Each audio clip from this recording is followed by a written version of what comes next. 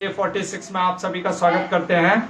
और आज जो है प्रसंग वो काफी विशेष है इसमें, क्योंकि आज हम देखने वाले हैं पहला चीज कि जन्मेजय का ब्रह्म हत्या का पाप, दूसरा ब्राह्मण गौतम ने बगुला की हत्या क्यों की, सेमल वृक्ष ने अपने ही पेड़ से शाखाओं और पत्तों को क्यों गिराया, कबूतर ने पहेलिया को अपना शरीर क्यों दे दिया, और पांचवा चीज मृत बालक फिर से जीवित क्यों हुआ। ऐसे रोमांचकारी प्रसंगों को हम लेकर के आ जाए हैं।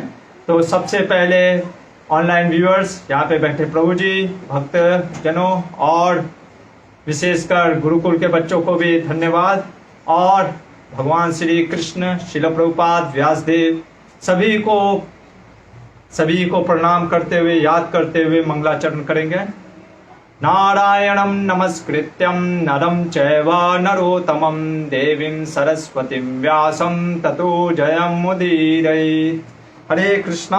तो जैसे कि हम देख रहे थे कि शांति पर्व चल रहा था, और कल हमने एक विशेष चीज देखा था कि विश्वामित्र मुनि की कथा से कि विश्वामित्र मुनि जब 12 साल ऐसे वनों में जहां पे कोई जगह उनको कोई बारिश के 12 साल तक बारिश का एक बूंद नहीं गिरा, भूख से पूरे व्याकुल थे, चांडालों की नगरी में गए और चांडालों से एक चंडाल के घर जाकर के कुत्ते के जांग का मांस के लिए वो लड़ते हैं, और हम देखते हैं फिर वो बताते हैं कि मैं क्यों ऐसा कर रहा हूं।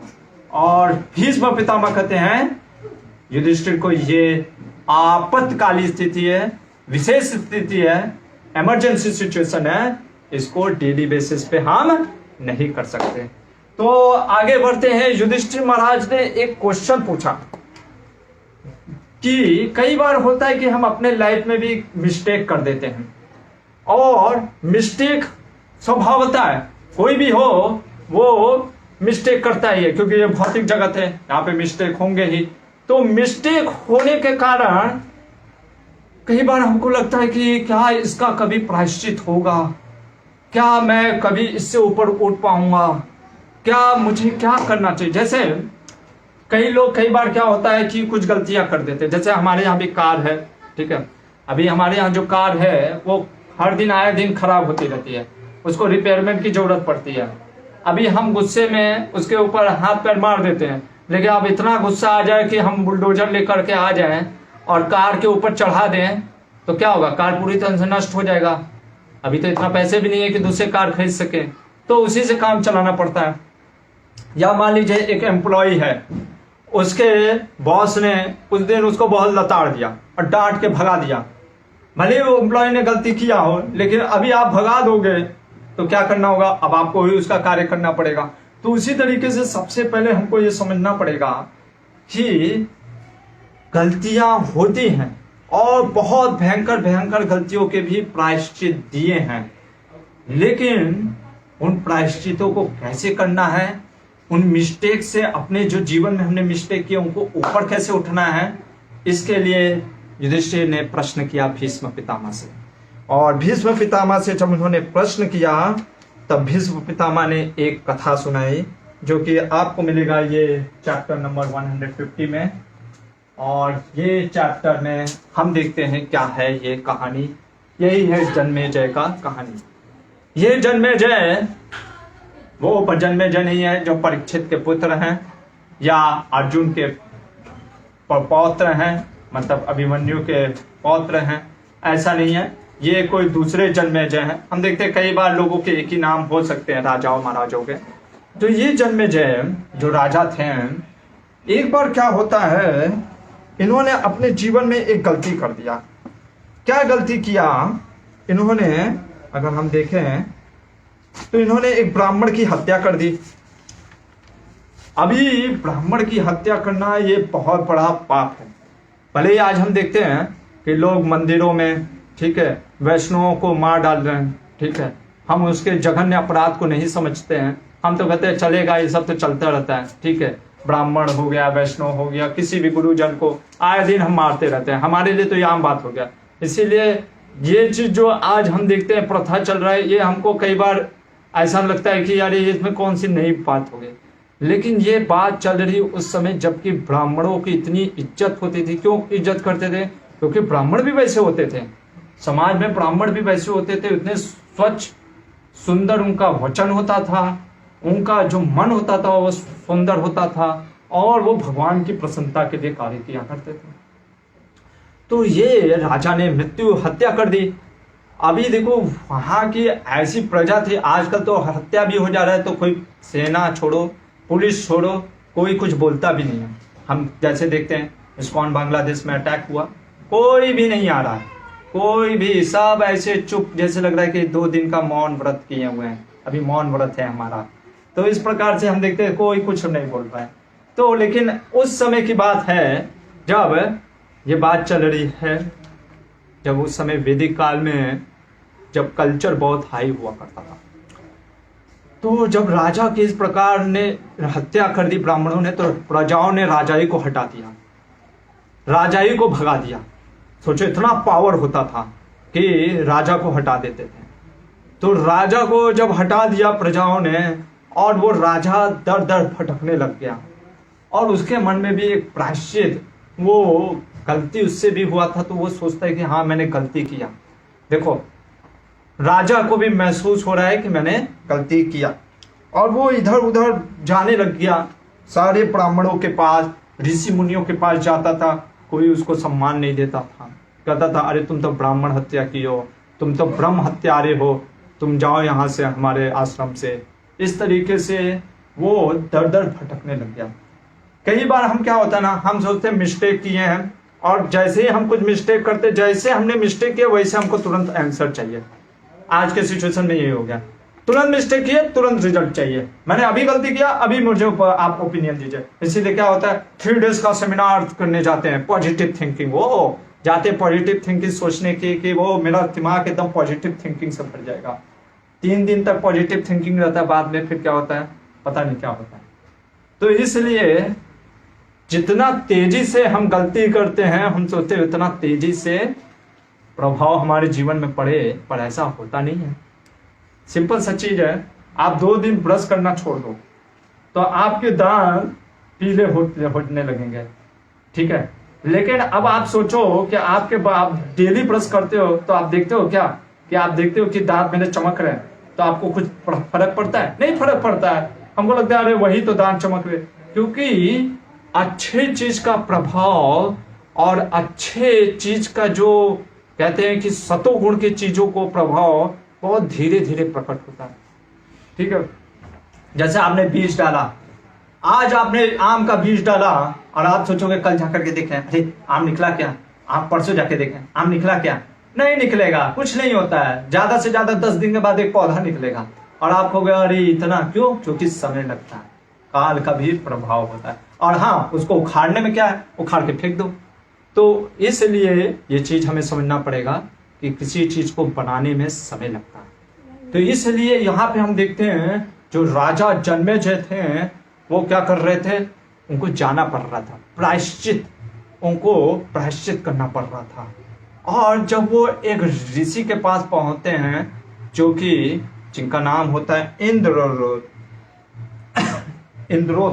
इंद्रोथ करके एक ऋषि होते हैं, और जब वो उनके पास जाते हैं तो ये इंद्रोथ ऋषि उसको पहले फटकारते हैं, डांटते हैं, किसको, इस राजा को।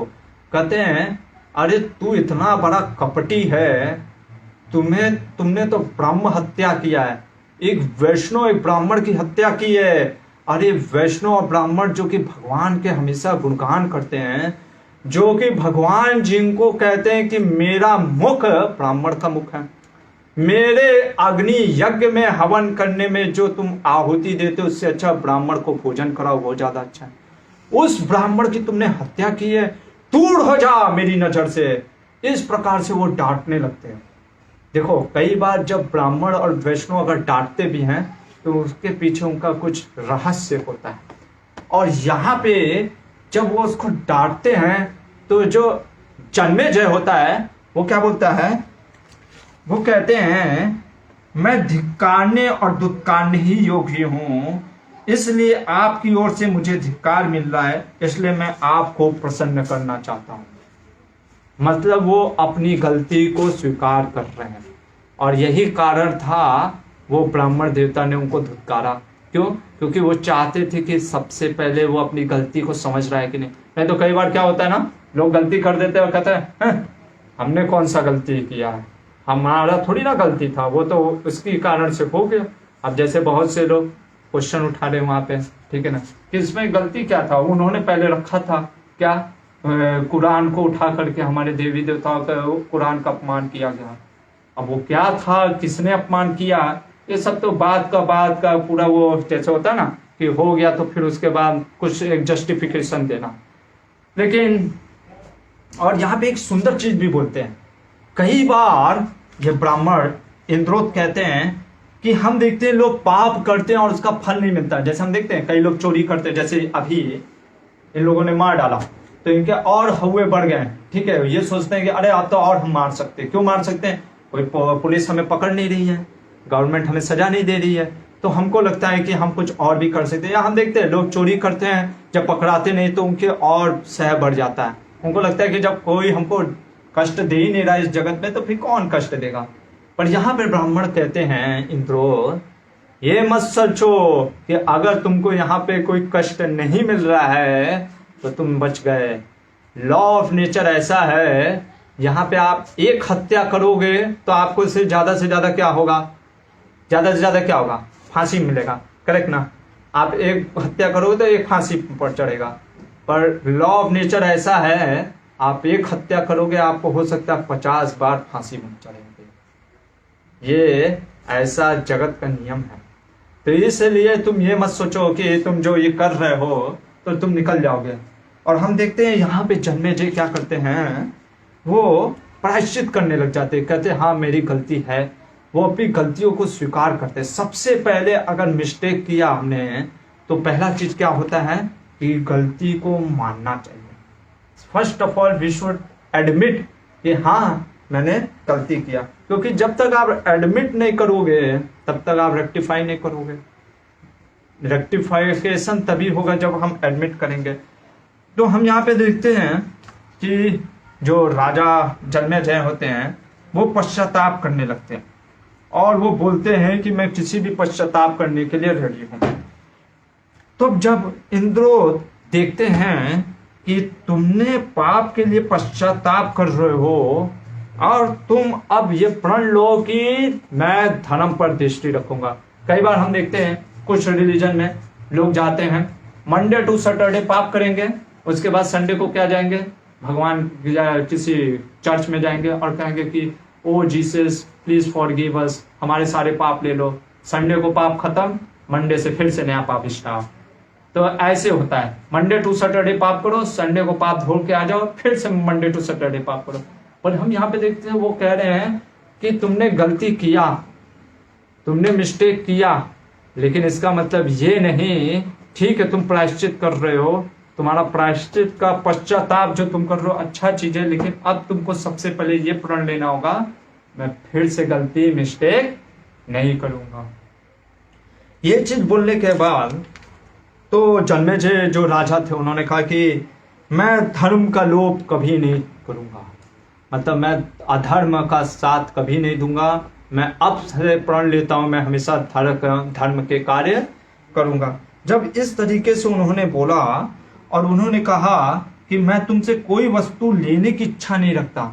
अभी देखिए इंद्रोत भी कह रहे हैं कि ये मत सोचो कि कई बार लोग सोचते हैं ना, जैसे हम देखते हैं श्रील प्रभुपाद जी के जीवन में ही कि श्रील प्रभुपाद जी ने कई बार जैसे वेस्टर्न जो कि पूरा हिप्पीज, ड्रंकर्स, वोमनाइजर, ऐसे ऐसे लोगों को श्रील प्रभुपाद जी ने अपना एसोसिएशन दिया। क्यों?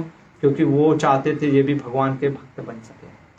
तो कई बार लोग प्रश्न करते हैं अरे श्रील प्रभुपाद जी ने किन किन लोगों को ब्राह्मण बना दिया, ठीक है, और ये भी कहती कि शायद उनको किसी चीज की अभिलाषा होगी इसलिए उन्होंने ऐसा किया। तो वही चीज हम देखते हैं यहाँ पे, ये जो इंद्रोत है वो कहते हैं कि आप ऐसा मत सोचो, आप ऐसा मत सोचना कि मुझे तुमसे कुछ चाहिए इसलिए मैं तुम्हारे लिए ये कार्य कर रहा हूं। मैं सिर्फ यही चाहता हूं, जो तुम अब प्रायश्चित कर रहे हो, जो तुमने ब्रह्म हत्या का जैसा बहुत बड़ा जघन्य अपराध किया है, मैं चाहता हूं कि तुम अब उस अपराध से मुक्त हो सको, तुम उस पाप से मुक्त हो सको। मैं बस तुम्हारे ही कल्याण के लिए सोच रहा हूं, मुझे इसमें कोई भी इच्छा नहीं है। ये चीज जब बोलते हैं और कहते हैं मेरे अभिप्राय को यथारूप से समझ सकेंगे, ब्राह्मणों के प्रति भलाई करने के लिए ही मेरी सारी चेष्टा है। देखो क्या बोल रहे हैं कि मेरे रूप को, मेरे इस कार्य को कौन समझ सकता है? कोई महाज्ञानी पुरुष ही। जैसे हम देखते हैं श्रील प्रभुपाद जी के कार्यों के ऊपर बहुत लोग आलोचना करते हैं, अरे ये क्या, ऐसे लोगों को उन्होंने ब्राह्मण बना दिया, ऐसे महान महान जो हिप्पी से उनको ऐसे कैसे वो ब्राह्मण, उस समय बहुत आलोचना करते थे। लेकिन हम समझ सकते हैं कि ऐसे महान व्यक्तियों के कार्यों को समझने के लिए हमें भी महान बनना पड़ेगा, तब हम समझ पाएंगे कि वो कैसे महान कार्य किए। तो वो भी यहाँ पे कह रहे कि मैं तुमको आश्रय दूंगा, लोग मेरी निंदा करेंगे। क्यों निंदा करेंगे? संभवतः क्योंकि लोग कहेंगे देखो, एक तो इसने ब्राह्मण हत्या किया और स्वयं ब्राह्मण ने ही इसको आश्रय दे रहे हैं, तो लोग कहीं सोचेंगे हो सकता है कि ये राजा है, इसको इसको भी धन की इच्छा हो गई। करेक्ट ना? तो ये चीज होता है। तो वो कहते हैं कि नहीं, भले ही लोग मेरे को गलत समझेंगे, पर मैं तुम्हारे कल्याण के लिए खड़ा रहूंगा। और ये बोल करके कहते हैं कि मुझे आश्चर्य इस चीज का हो रहा है कि तुम पाप वृत्ति में लगकर अब पुण्य वृत्ति की तरफ, धर्म की तरफ देखते हो। क्योंकि ये बहुत मुश्किल है किसी के स्वभाव को चेंज करना। जो व्यक्ति भोग वृत्ति में लगा है, उसको सेवा वृत्ति में लाने के लिए कैसे हम प्रयास कर सकते हैं? जब तक उसने तपस्या ना किया हो। और हम देखते हैं वही तपस्या क्या है? हरे कृष्ण महामंत्र इस कलयुग के लिए। हरे कृष्णा कृष्ण कृष्ण हरे हरे, हरे राम राम राम हरे हरे। तो ये कलयुग में जो घोर तपस्या जो हम देखते हैं, पूर्व युगों में जो तपस्या था, वो इस कलयुग में हरि नाम है। जब तक व्यक्ति हरि नाम या इस भगवान के चीजों से नहीं जुड़ता है, तब तक क्या होता है? उसका मन शुद्ध होता ही नहीं है। और मन शुद्ध है ही नहीं तो फिर वह धर्म के कार्य में कैसे लग सकता है? तो इसलिए यहाँ पे बोलते हैं कि तुमने बहुत अच्छा कार्य किया, तुम अब धर्म के में लग रहे हो, मैं तुम्हारे प्रायश्चित के लिए कार्य करता हूँ। और वो उसके अनुसार, उस युग के अनुसार यज्ञ किया, और यज्ञ वहां पे किए और उनको प्रायश्चित कराया। और इस कलयुग में सबसे बड़ा यज्ञ क्या है? जप यज्ञ, भगवान कृष्ण का हरि नाम। जैसे हम देखते हैं कि ये जो वैदिक शास्त्र हैं, ये प्रिंसिपल इनका सेम होता है, बस इनका चेंज हो जाता है एप्लीकेशन। जैसे आज ही में हमारे यहाँ बहुत चूहे हैं, आजकल ज्यादा चूहे हो गए, तो हमने देखा कि अभी हमारे डीटी में भी बड़े बड़े इतने मोटे मोटे चूहे हो गए, तो चूहेदानी हम रखें। और जैसे हम जानते हैं अब चूहेदानी प्रिंसिपल है, ठीक है, अब उसके अंदर आप क्या लगा रहे हो, ये एप्लीकेशन है। अब आप पहले जमाने की तरह आलू टमाटर लगाओगे तो शायद चूहा पकड़ाएगा या नहीं पकड़ाएगा, कोई भरोसा नहीं। तो हम लोग अभी क्या लगाते हैं चूहा को पकड़ने के लिए? कुछ पनीर का टुकड़ा या कुछ चीज या कुछ ऐसा तला हुआ पकौड़ा जिसको सुगंध करके वो चूहा जल्दी पकड़ा जाता है। तो हम देखते हैं कि वो एप्लीकेशन चेंज होता है। क्यों? क्योंकि अभी चूहा भी मॉडर्न हो गया है, वो भी क्या बोलते हैं तला हुआ पकौड़ा खाता है, सूखा सूखा चीज उसको अट्रैक्ट नहीं करता है। क्योंकि हम मॉडर्न हो गए तो वो भी थोड़ा सा ह्यूमन बीइंग के संग में आकर के ऐसा हो गया है। तो देखते कि एप्लीकेशन चेंज हो रहा है। उसी प्रकार से वैदिक शास्त्र, उसका जो प्रिंसिपल होता है वो सेम ही रहता है, एप्लीकेशन समय समय के अनुसार वो उसमें चेंजेस आता है। तो इस कलयुग में अगर सबसे बड़ा प्रायश्चित करना है तो हमें भगवान हरि का नाम का स्मरण, उनका जप करना चाहिए। हरे कृष्णा कृष्ण कृष्ण हरे हरे, हरे राम राम राम हरे हरे। और फिर से पाप करने की वृत्ति नहीं होनी चाहिए, नहीं तो ये 7वां नाम अपराध हो जाता है, पाप के नाम के बल पर पाप करना। ये तो हो गया प्रायश्चित का। लेकिन क्या कोई ऐसा भी पाप है जिसका प्रायश्चित शायद ना हो, ऐसा कुछ है दुष्ट व्यक्ति।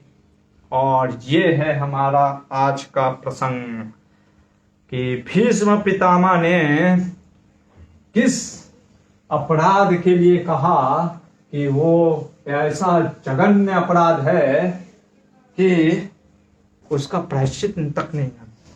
और हम देखते हैं कि जैसे आज के हमारे पोस्टर में भी आप देखोगे तो हमने एक फोटो डाला है। वो फोटो क्या है कि एक तरफ इस्कॉन का एक भक्त ईद मिलाद में, ईद के समय उन लोगों को ही क्या खिला रहा है, सेवई खिला रहा है, ठीक है, भोजन दे रहे हैं प्रसाद के रूप में, और वो खा रहे हैं। और उन्होंने क्या दिया बदले में? दुर्गा पूजा में हम जानते हैं क्या हुआ इस्कॉन बांग्लादेश और अनेक मंदिरों और के साथ क्या हुआ वहां के हिंदुओं के साथ।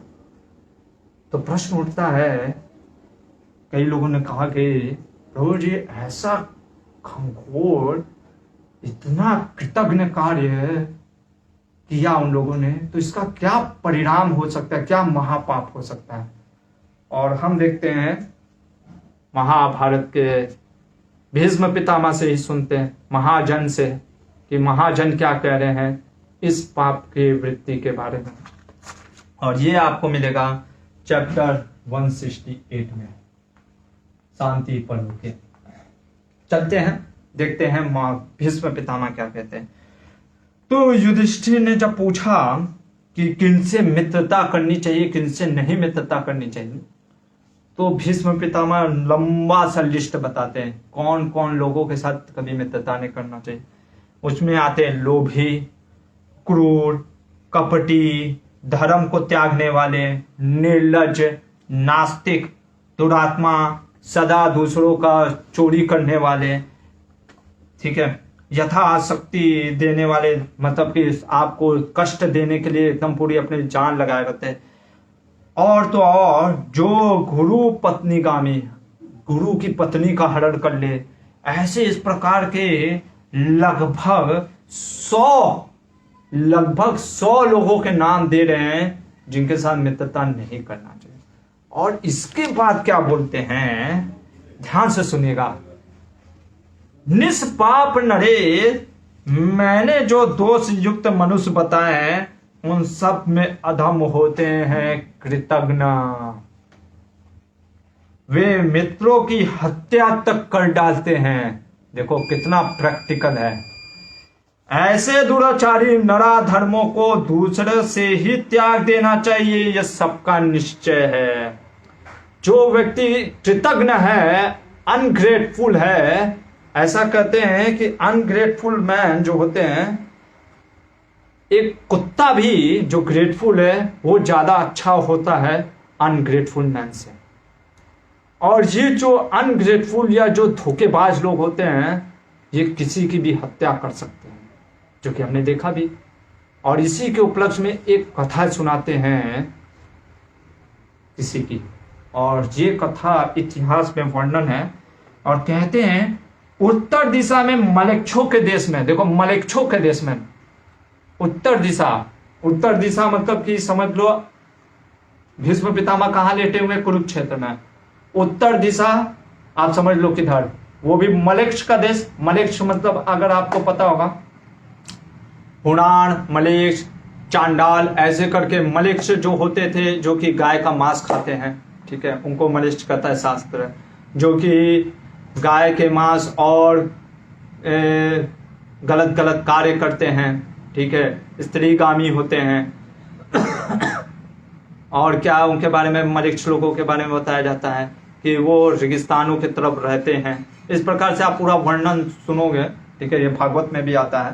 तो ऐसे मलेच्छों के देश में क्या था, उत्तर दिशा के एक मलेच्छ, तो वहां का ही घटना है। तो आप समझ सकते हो कि परंपरा से आ रहा है ये सब चीज। तो मध्य देश का एक ब्राह्मण, इसलिए मैं, आप ये मत सोचना मैं कुछ बढ़ा चढ़ा के बोल रहा हूँ, आपको वर्ष भी लिखा देता हूँ। तो आप कहोगे प्रभु जी शायद जोश में आकर के कुछ अपने मन से तो नहीं ना बोल रहे। तो एक ब्राह्मण होते हैं, देखो वहां पे भी ब्राह्मण होते थे उस समय भी, आज भी हम देखते हैं। अफगानिस्तान या सऊदी अरेबिया में भी कुछ लोग होते हैं वो ब्राह्मण, लेकिन क्या कि पानी और जगह का भी प्रभाव पड़ता ही है, तो वो ब्राह्मण होते हुए भी वेद का पाठ नहीं करते थे और उनका नाम होता है गौतम। ये दूसरे गौतम ऋषि हैं। प्लीज आप वो अहिल्या के पति गौतम ऋषि से आप ये मत समझ लेना कि ये गौतम ऋषि हैं, तो ये वो गौतम ऋषि नहीं है अहिल्या के पति, ये दूसरे गौतम हैं। तो इन्होंने क्या किया, कभी वेद पढ़ा नहीं था और ये भीख मांगकर अपना गुजारा करते थे और जाते थे। ऐसे ही एक बार एक नगर में निकल गए, इनकी मुलाकात हो गई डाकुओं से। देखो वहां पे पहले से डाकू लोग रहते थे, पर डाकू क्या था कि थोड़ा सा ब्राह्मण प्रिय था, ठीक है, ब्राह्मणों की इज्जत करता था, तो इसलिए उनको एक घर दे दिया और एक घर दिया और एक कन्या दे दी जो कि वैश्या जाति की थी। वैश्या मतलब कि प्रोस्टिट्यूट, शूद्र जाति की, और उनके साथ वो रहने लग गए। देखो ब्राह्मण होकर के पहला ही सबसे बड़ा धन, इलिसिट सेक्स। इसके बाद वो क्या करता था, बाण चलाना सीख गया, संगति का। इसीलिए हमारे चैतन्य महाप्रभु क्या कहते हैं, असत्संग त्याग एहि वैष्णव आचार। तो दूसरा पाप देखो, बाण चलाना।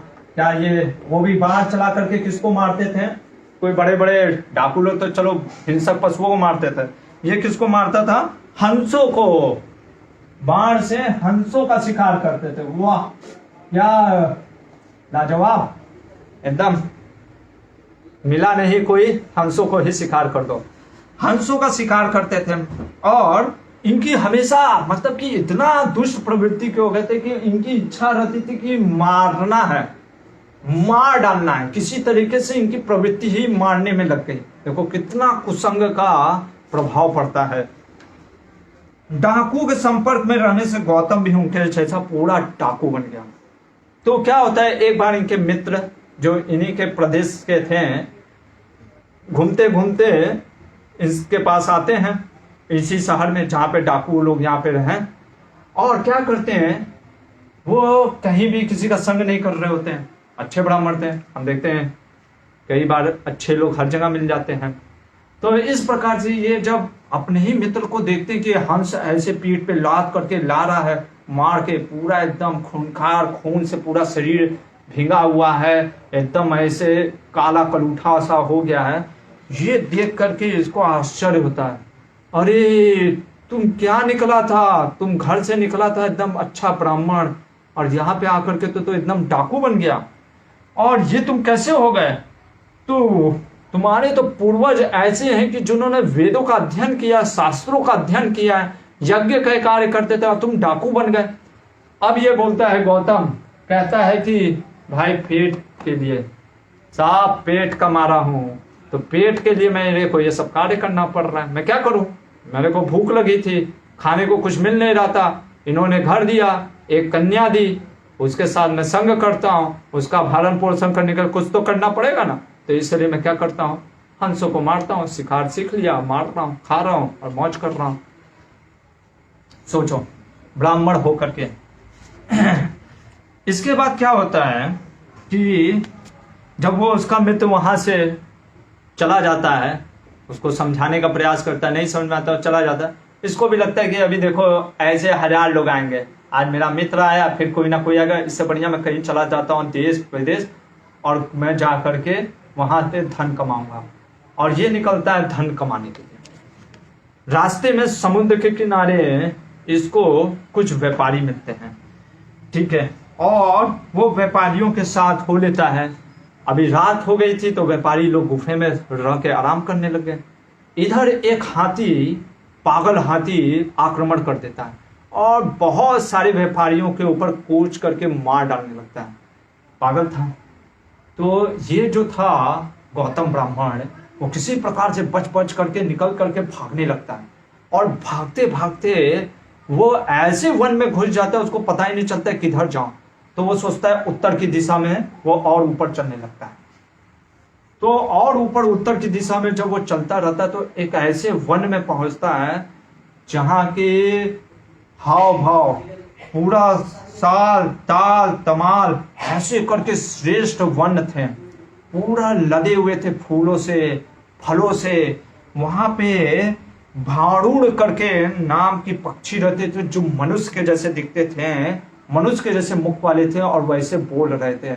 हर जगह सुंदर हवाएं बह रही हैं, लताएं हैं, सुंदर फूल से पूरे जो वृक्ष है ढके हुए हैं, पक्षियां चे चे कर रही हैं, हर जगह मनोहर जैसा रंग है।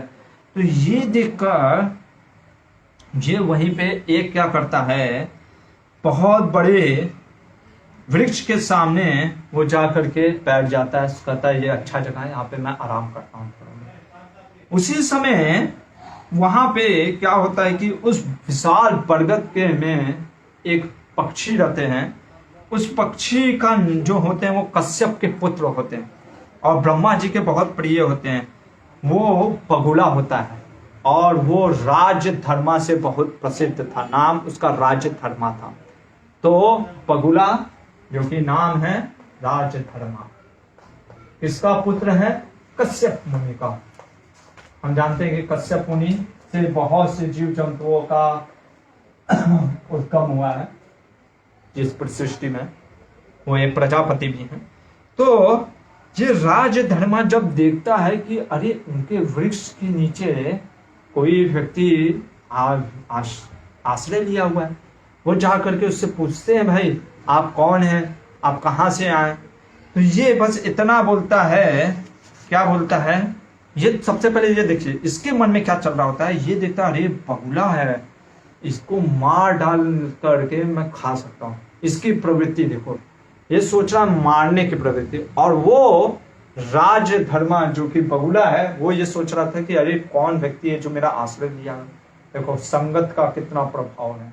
ये अच्छा सोच रहा है, ये भले ब्राह्मण हो करके भी संगत कैसा है, दुष्टता का। तो और इस प्रभाव है क्षेत्र का भी, कहाँ हम रहते हैं उसका भी। तब जब ब्राह्मण ने बताया कि भाई मैं गौतम हूं और मैं जन्म से जाति से मैं ब्राह्मण हूं, बस इतना बोला। और क्या बोलता कि मैं डाकू हूं, मैं पंछियों को मार करके खा जाता हूं, ये सब छिपाया रहा। तो एक चीज हमेशा याद रखना है कि जो पापी लोग होते हैं वो अपना आइडेंटिटी कभी नहीं बताते हैं।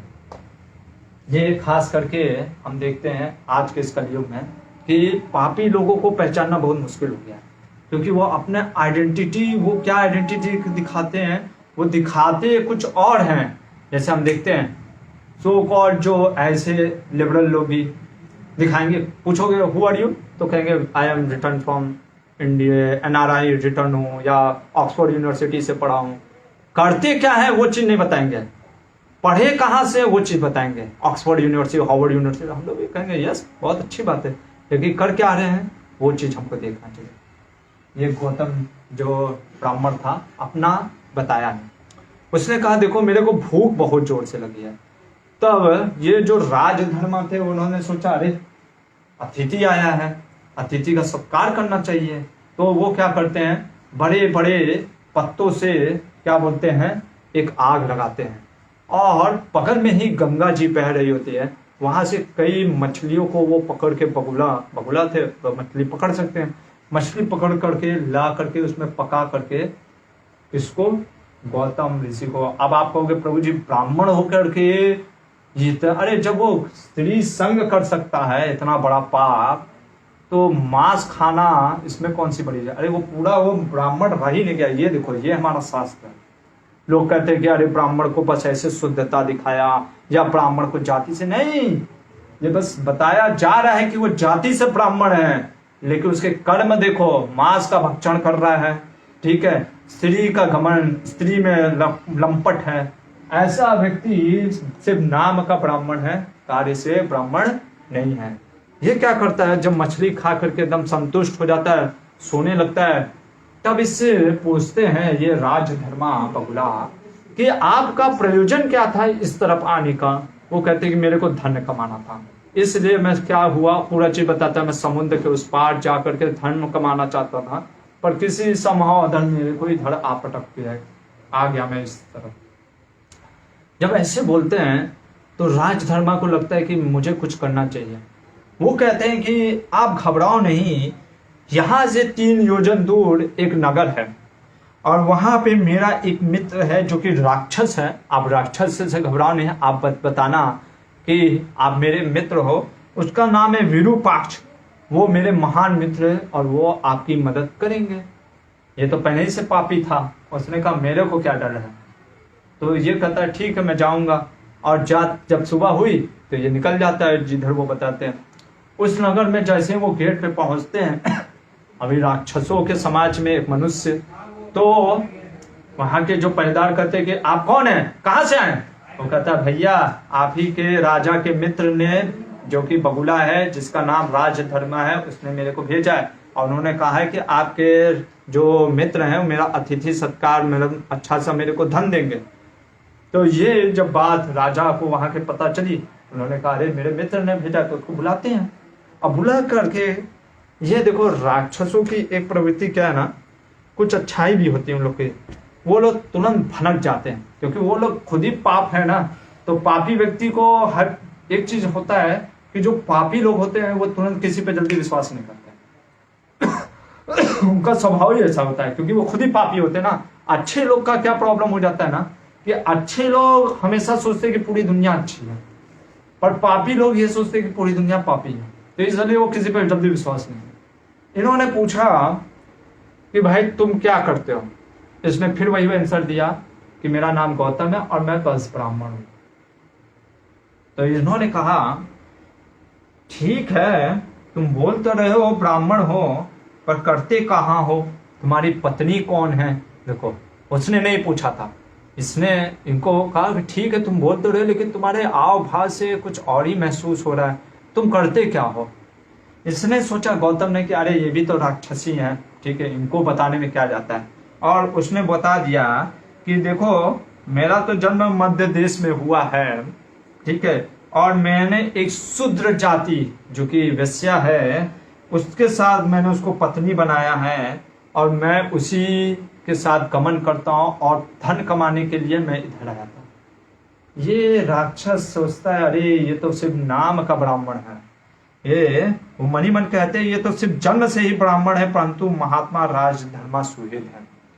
क्योंकि मेरा मित्र जो राजधर्मा है वो मेरे परम मित्र है, सिर्फ उनके खातिर के लिए जाने दो इसको मैं कुछ दे देता हूँ। और उन्होंने मेरे पास इसको भेजा है इसलिए आज क्योंकि कार्तिक पूर्णिमा है, क्योंकि अभी आने वाली भी है अगले महीने 21 नवंबर को कार्तिक पूर्णिमा है, इसलिए हम क्या करते हैं आज के दिन ब्राह्मणों को भोजन कराते हैं। देखो ब्राह्मणों को भोजन दान देते हैं।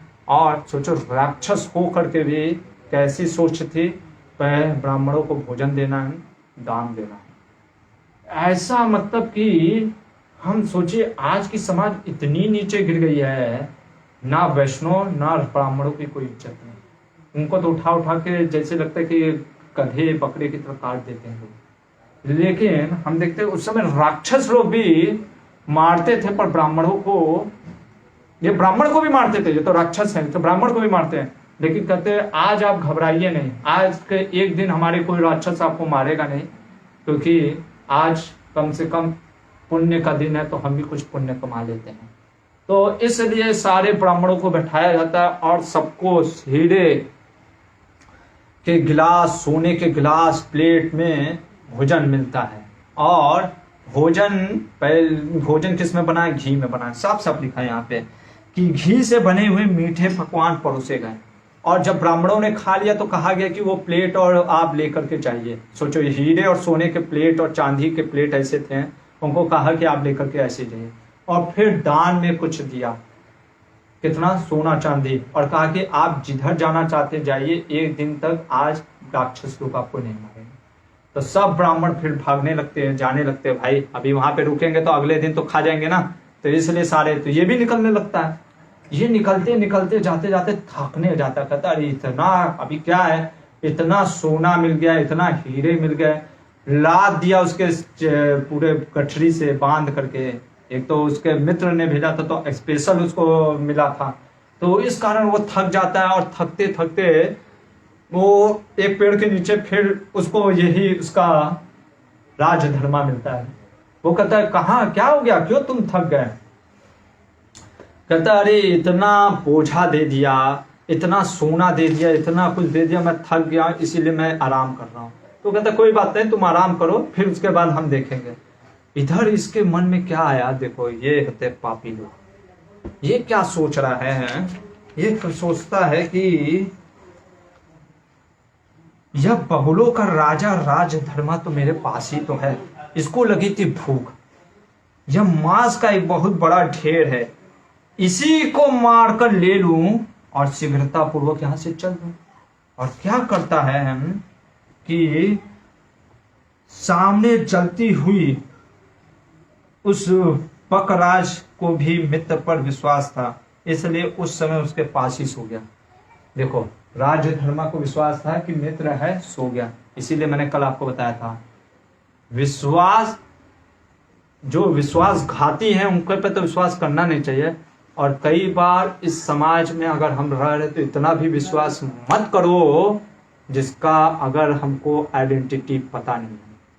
और दूसरा चीज, जो गलत कार्य में, जघन्य कार्य में लगा है, भले ही वो मीठी मीठी भी बातें कर रहा है, उस पर विश्वास नहीं करना चाहिए। कितना प्रैक्टिकल नॉलेज है। तो ये कह रहे हैं कि लकड़ी, ये राजधर्मा वहीं पे लकड़ी का इकट्ठा होकर के आग लगा था। इसने क्या किया, वही लकड़ी, आग का लकड़ी निकाल करके जला कर मार डाला राजधर्मा को, पगुला को। और उस पापी को इतना भी नहीं समझ में आया कि अरे ये तो इसी ने मेरे को भोजन दिया, इसी ने मेरे को खिलाया, इसी ने मेरे को क्या कराया, मेरे साथ मेरे अपने मित्र के पास भेजा। उसको कुछ नहीं समझ में आया, उसको सिर्फ अपना पेट भरना था और वो मार डालता है। और इधर क्या होता है, क्योंकि ये राजधर्मा जब भी जाता था तो अपने मित्र, इधर क्या होता है, राक्षस राज से मिलने जाता है। हरे कृष्णा। राक्षस राज से मिलने जाता है। तो हरे कृष्णा, तो राक्षस राज से जब वो मिलने जाता है, राजधर्मा हर दिन जब भी वो ब्रह्मा जी के पास ये राजधर्मा जाता था कार्य करने के लिए, अरे बोल आप बाहर जाओगे तो वो चला जाएगा, मन में जाता है। राजधर्मा जब वो ब्रह्मा जी के पास हमेशा जाता था, जब भी राजधर्मा तो अपने मित्र से मिलते हुए जाता था। उसके मित्र को लगा एक दिन 2 दिन हो गया, मेरा मित्र आया ही नहीं अभी तक, तो क्या कारण है।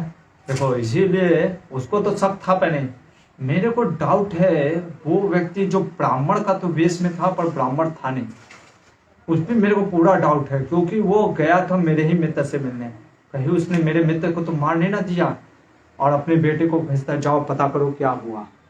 और जब वो जाता है उसका बेटा और देखता है कि राजधर्मा का कंकाल पड़ा हुआ है और वो मारा गया है, तुरंत समझ जाता है कि वही ब्राह्मण ने मारा है। और ये सब दौड़ते हैं, पीछा करते हैं, ज़्यादा दूर तक भागा नहीं होगा, पकड़ लेते हैं उसको, पकड़ करके अपने राजा के पास लेकर के आते हैं। कहते हैं इसने, क्योंकि उसके हाथ में देखते हैं कि उसके मांस का टुकड़ा, और ये देख करके इसके मित्र को क्रोध आता है राक्षस राज को, और कहता है तू इतना बड़ा पापी, अरे जिसने तेरे लिए इतना किया तूने उसके साथ ऐसा घोर कार्य किया, इसके टुकड़े टुकड़े कर दो। देखो जो वध करने लायक है उसको वध अगर नहीं करोगे ना तो क्या होगा, उसकी सह बढ़ती जाएगी। और हम देखते हुए हैं, इसलिए यहाँ पे राक्षस राज उसके टुकड़े टुकड़े कर देते हैं। टुकड़े टुकड़े करने के बाद उसके कहते राक्षसों को भोजन दिया जाता है। राक्षस कहते हम इसका मांस नहीं खाएंगे। सोचो क्यों नहीं खाएंगे, क्योंकि ये कृतज्ञ है व्यक्ति है, इसका मांस मैं नहीं खा सकता। तो फिर लोगों ने कहा फिर इसको कहाँ फेंका जाए, इसके टुकड़े को, कहा कि इसको कोई डाकुओं को दे देना चाहिए। और सब लोग कहता है ठीक है, कोई राक्षस खाने को तैयार नहीं था। सोचो, तो जब डाकुओं को वो मार दिया गया, पता चला वो ऐसे व्यक्ति का है जो कृतज्ञ है, डाकुओं तक ने कह दिया हम नहीं खाएंगे। पशु पक्षी तक को जब पता चला अरे पशुओं ने नहीं खाया कृतज्ञ व्यक्ति का मांस, सोचो ऐसा बड़ा पाप है। और यहाँ पे भीष्म पितामह जो महाजन हैं, जो कि पूरे प्रश्नों के उत्तर दे रहे हैं, वो कहते हैं ब्रह्म हत्यारे, शराबी, चोर तथा व्रत भंग करने वालों के लिए शास्त्र में प्रायश्चित का विधान है, परंतु कृतघ्न के उद्धार का कोई उपाय नहीं बताया गया है। इतना महापाप है, इतना महादुष्टता है कि जिसने आपको सेवई खिलाया आपके फेस्टिवल में, जिन लोगों ने आपने उन्हीं को मार डाला उनके फेस्टिवल में, ये इतना बड़ा कृतज्ञता है। सोचो व्यासदेव अपने महाभारत के शांति पर्व में भीष्म पितामह बाणों की सैया पे लेटे हुए एक महाजन ऐसा बोल रहे हैं कि कृतज्ञ व्यक्ति का कोई प्रायश्चित नहीं है, कोई प्रायश्चित। कहते हैं अरे जिस जीव जंतु के मांस को कोई खा नहीं रहा है, ऐसे व्यक्ति को, जो पापी कृतज्ञ निर्लज्ज है, उसका हमेशा सदा त्याग करो। धर्मात्माओं में श्रेष्ठ युधिष्ठिर ऐसे व्यक्ति का कभी भी मित्रता स्वीकार नहीं करना चाहिए। यानी हमें समझना चाहिए कि जो कृतज्ञ होते हैं उनके ऊपर कभी भी भरोसा छोड़ो, मित्रता तक कभी भी नहीं करना चाहिए, क्योंकि वो कब मार डालेंगे, काट डालेंगे, खा डालेंगे। देखो कितना शास्त्रीय, अगर हम शास्त्र को नहीं पढ़ेंगे, नहीं सुनेंगे, तो हम ऐसी गलती करेंगे और फिर गलती करते हैं, फिर बाद में पछताते हैं। इसलिए कितना प्रैक्टिकल नॉलेज दे रहे हैं कि कृतज्ञ विश्वास के योग्य नहीं होता, कृतज्ञ के उद्धार के लिए शास्त्रों में कोई प्रायश्चित नहीं बताया गया।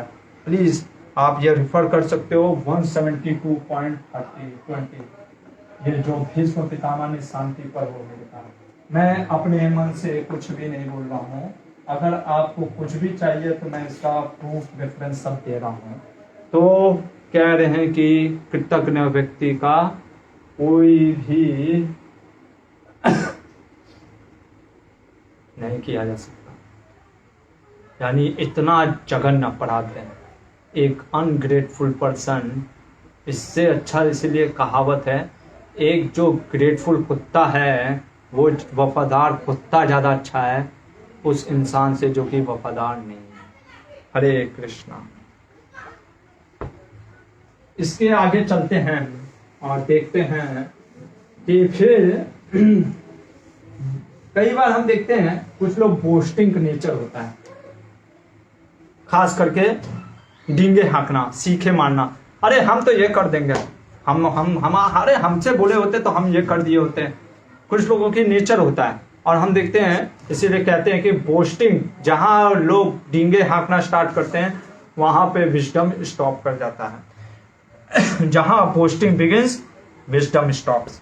तो इसी के ऊपर एक कहानी बताते हैं। और क्योंकि युधिष्ठिर महाराज प्रश्न करते हैं, क्या प्रश्न करते हैं कि कई बार हम देखते हैं कि कुछ जो बलवान लोग नहीं होते हैं, ठीक है, अल्प बुद्धि के होते हैं, बल से भी अल्प होते हैं, वो कई बार ऐसे शत्रुओं को पाल लेते हैं जो बलवान होते हैं और उनके सामने डींगे हाँकने के कारण ये उनसे शत्रुता कर लेते हैं। ऐसे समय क्या करना चाहिए? तो पहले भीष्म पितामह एक कथा सुनाते हैं और कहते हैं मैं आपको इतिहास, देखो भीष्म पितामह कुछ भी बताने से पहले पुराणों से एक इतिहास सुनाते थे। मतलब हर चीज वो कहते थे मैं तुमको एक इतिहास सुनाता हूँ। और यहाँ पे एक इतिहास सुनाते हैं और कहते हैं कि भीष्म जी कहते हैं, क्या बोलते हैं कि एक समय की बात है, हिमालय पर्वत के पर एक सेमल वृक्ष, सेमल करके वृक्ष होता है जो कि काफी मजबूत तो नहीं होता है, लेकिन उसके जैसे लाल लाल पौधे आप देखोगे फ्लावर्स निकलते हैं, तो सेमल करके वृक्ष हो है। तो वो वृक्ष क्या करता है कि वो बहुत ही हृष्ट पुष्ट था, पूरा घना भरा था और पूरा उसके आसपास कई जानवर उसके आसपास रहते थे, संग करते थे। हम देखते हैं ये सेमल के वृक्ष में कई बार कौवे कबूतर ये सब घोंसले भी बनाते हैं। तो नारद मुनि उसके पास आते हैं और उससे बोलते हैं, भाई लगता है, पहले चीज वो बोलते हैं कि तुम्हारा तो बड़ा विचित्र चीज है, तुम्हारा इतने लोग संग कर रहे हैं, ठीक है। तो कई बार हमको लगता है जैसे दुर्बल व्यक्ति जो होता है ना, कई बार उसके साथ अगर बहुत लोग साथ में रहते हैं, उसका संग कर रहे हैं, तो उसको लगता है ओ मैं भी कुछ हूँ, मेरे में भी कुछ है, तो उसको इतना अहंकार हो जाता है, उस अहंकार के वश में वो सोचता है कि मेरा भी कुछ है, तभी लोग तो मेरा संग कर रहे हैं। तो ये सेमल वृक्ष को लगता है कि देखो हाथी भी यहाँ पे आते हैं, गर्जना करते हैं, ठीक है, बसंत ऋतु में कई चिड़िया आती हैं, ची ची करती हैं तुम्हारे यहाँ। तो नारद मुनि देखो उसको फुला रहे होते हैं। नारद मुनि के कार्य को समझना बहुत मुश्किल है, इसीलिए वैष्णव के क्रिया को समझ पाना बहुत मुश्किल हो जाता है। नारद मुनि कहते हैं कि मुझे लगता है और देखता हूं कि वायु सबको गिरा देते हैं पर आपको नहीं गिरा रहे हैं। वायु की वेगशाली तो छोटे वृक्षों को छोड़ो, पर्वतों के शिखरों को उखाड़ देती है, पर आप क्या हैं उसी तरीके से टिके हुए हैं। मुझे ऐसा लगता है, मालूम होता है कि वायु के सामने आपने विनम्र होकर के कहा होगा, अरे मैं तो तुम्हारा ही सखा हूं, मित्र हो, छोड़ दो। ये चीज जब बोलते हैं, ये सेमल वृक्ष जो अहंकार से भरा हुआ था, वो क्या सोचता है कि अरे लोग मेरा आश्रय ले रहे हैं, मेरा संग कर रहे हैं, और ये यहाँ पे कह रहे हैं मेरे को दुर्बल बता रहे हैं, मैं इनको अभी बताता हूं। और वो कहते हैं, सुनिए नारद जी, वायु ना तो मेरा मित्र है, ना बंधु है, ना सुहृद है, कोई वो मेरी क्या रक्षा करेगा। अरे जब वो वायुदेव अलग अलग वृक्ष को, पर्वतों को तोड़ते फोड़ते हुए मेरे पास जब पहुंचते हैं, तो मैं अपने बल से वायु के वेग को रोक देता हूं, और इस प्रकार मैंने तोड़ फोड़ करने वाले वायु की गति अनेक बार रोक दिए हैं। अतः वह कुपित हो जाए तो भी मुझे उनसे भय नहीं होता है। देखो ये होता है एग्जैजरेशन, पोस्टिंग, ब्रैगिंग करना, इसमें आदमी बढ़ चढ़ के नहीं बोलता, अरे हम तो क्या है, हम है, बाकी पानी कम है। ऐसे लोग बोलते हैं ना कि अरे हम अभी आए नहीं है, जब हम उतरते हैं तो क्या से क्या हो जाता है। तो उस तरीके से डींगे हाँक रहा था कि अरे वायुदेव क्या करेंगे हमारा।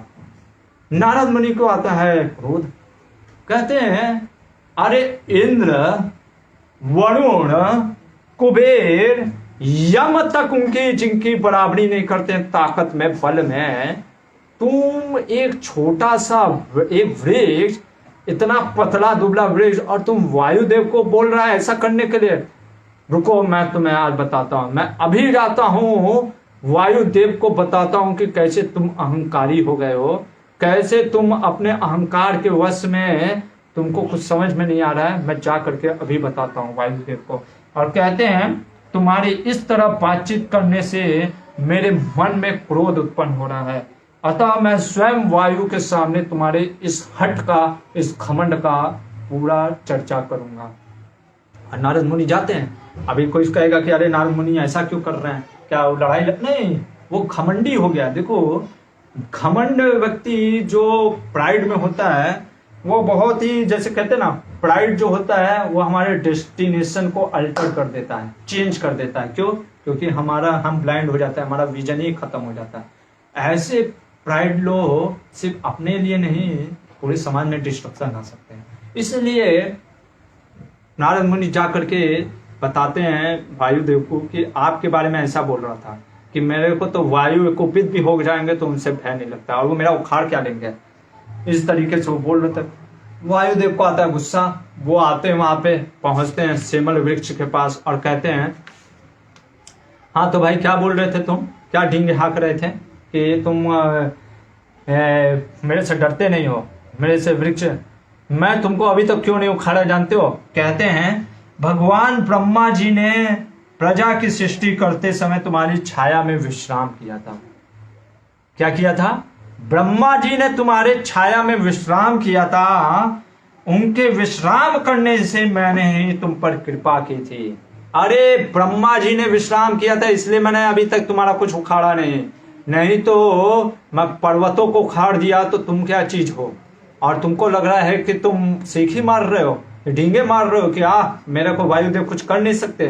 तो कई बार हमारे जीवन में भी ऐसा होता है, हम किसी पर्टिकुलर चीज के कारण कई बार हमको कोई नुकसान नहीं पहुंचा रहा होता है, तो हम सोचते हैं कि वो हमारा कार्य है। वाह, ये देखो, जैसे एक बार मैं देख रहा था, एक बच्चा था, वो लड़ाई कर रहा होता वो भले ही पतला दुबला था, लेकिन उसके जो पिता थे वो रेसलर थे, बॉडी बिल्डर थे। तो वो दूसरे बच्चों को कहता था, क्या है, मेरे को मार के दिखा, हिम्मत है तो, है क्या लड़ रहा है। तो अभी बाकी बच्चे उससे इसलिए नहीं लड़ते थे, सोचते थे अरे मारेंगे तो उसके पापा जो हैं रेसलर हैं, ठीक है ना। या वो कई बार मैं देखता था वो बच्चा चैलेंज कर देता था बड़े लोगों को भी, अरे क्या है तुम लोग का, क्या हिम्मत है, मार के दिखाओ मेरे को। तो उसी तरीके से कई बार हम बोस्ट करते हैं क्योंकि हमको किसी का आश्रय या श्रेय मिला होता है। उसी तरीके से यहाँ पे सीमल वृक्ष क्या कर रहा होता है, वो कहता है कि अरे मेरे को क्या कोई कुछ उखाड़ सकता है, मेरा क्या तुम लोग कुछ कर सकता है, कोई कुछ नहीं कर सकता है। तो क्यों उसको वायुदेव छोड़ रहे थे, क्योंकि वो ब्रह्मा जी का वहां पे उन्होंने छाया लिया था, इसलिए। तो वायुदेव कहते हैं अभी रात हो गया। देखो वायुदेव कितना मतलब कि धर्मज्ञ है, उसको उसी समय उखाड़ सकते थे, कहे थे अभी रात हो गया, कल सुबह मैं आता हूं।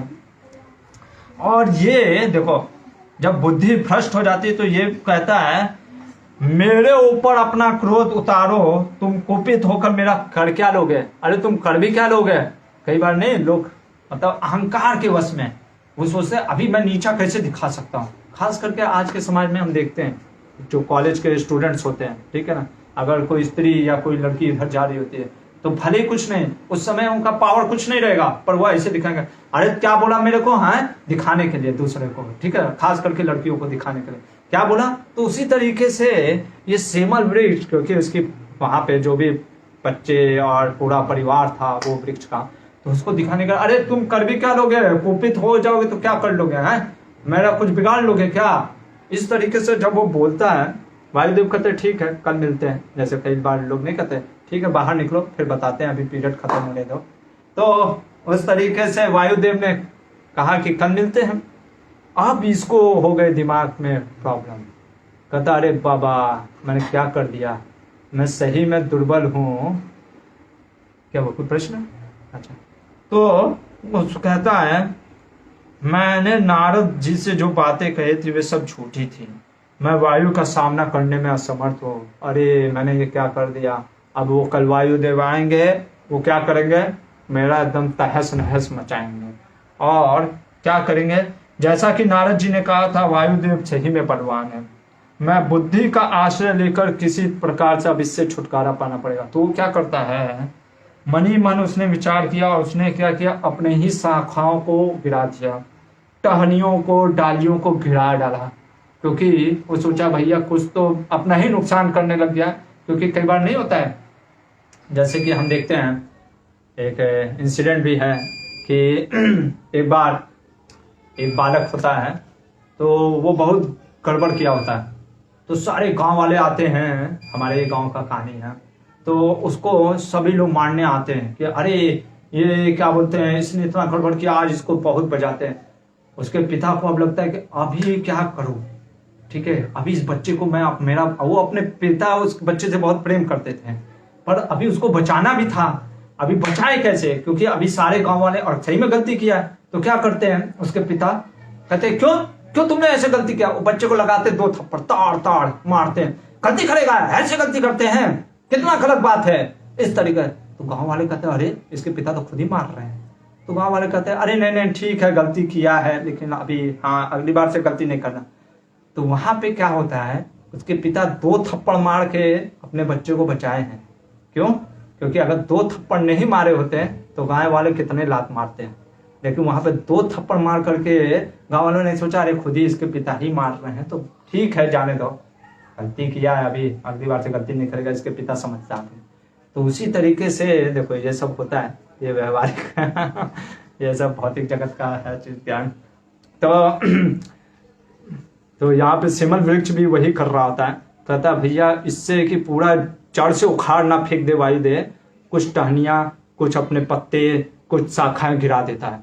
और जब वायुदेव आते हैं और देखते हैं शाखाएं गिरी हैं, टहनियां गिरी हैं, वृक्ष गिरे हैं, और वो उदास होकर के हाथ जोड़ के ऐसे खड़ा है, तब वायुदेव कहते देखो तुमने जो इतना अहंकार घमंड में आकर के मेरे को बोला था, इसलिए मेरे को दुष्ट क्रोध हुआ, लेकिन तुम्हारी दुर्दशा देख करके मुझे दया भी आ रहा है, इसलिए जाओ मैं तुम्हें छोड़ देता हूँ, लेकिन अगली बार ऐसा गलती मत करना।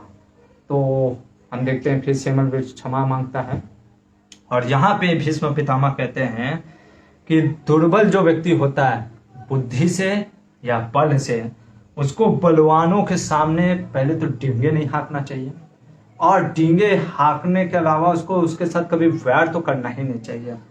यदि वो करता है तो उसकी भी दशा ऐसे ही सेमल वृक्ष के साथ जैसी हो जाती है। इसलिए संसार में जो बल बुद्धि से युक्त हैं उनकी सामना कभी नहीं करना चाहिए। तो कोई यहाँ पे फिर बोल रहे हैं, क्या बोल रहे हैं वे युधिष्ठिर को, इसीलिए बल की महत्ता है, तुम बलवान बनो युधिष्ठिर, बलवान बनो, क्योंकि तुम राजा हो। जब तुम्हारे पास बल होगा तो ऐसे डींगे हाँकने वाले लोगों को भी तुम रोक सकते हो। जब तुम ही खुद बलवान नहीं होगे, राजा बलवान नहीं होगा, तो फिर ऐसे चीजों को वो रोक नहीं सकता। इधर फिर क्या होता है, ये चीज प्रसंग सुनने के बाद कि बलवानों से कभी मोल नहीं लेना।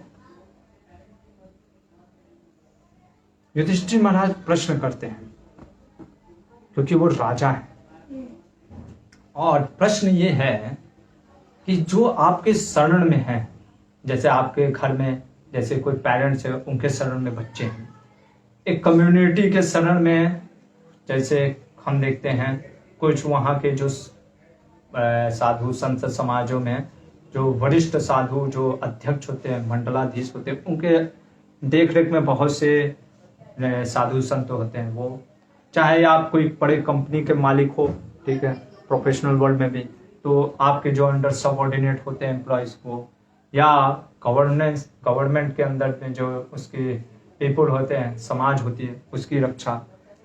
तो ऐसे शरणागतियों की रक्षा कैसे करनी चाहिए, और जो शरण में आए हैं उनकी रक्षा हम कैसे कर सकते हैं, इस चीज को समझाने के लिए उन्होंने फिर से एक इतिहास बोला, और हम इस इतिहास को पहले सुनेंगे, बीच में समझने का प्रयास भी करेंगे जहां जहां समझ सकते हैं, लेकिन इसके अलावा मैं ये भी कहूँगा इस चीज को हमें सही रूप से हम समझने का प्रयास करेंगे, इसको गलत डायरेक्शन में लेकर नहीं जाएंगे।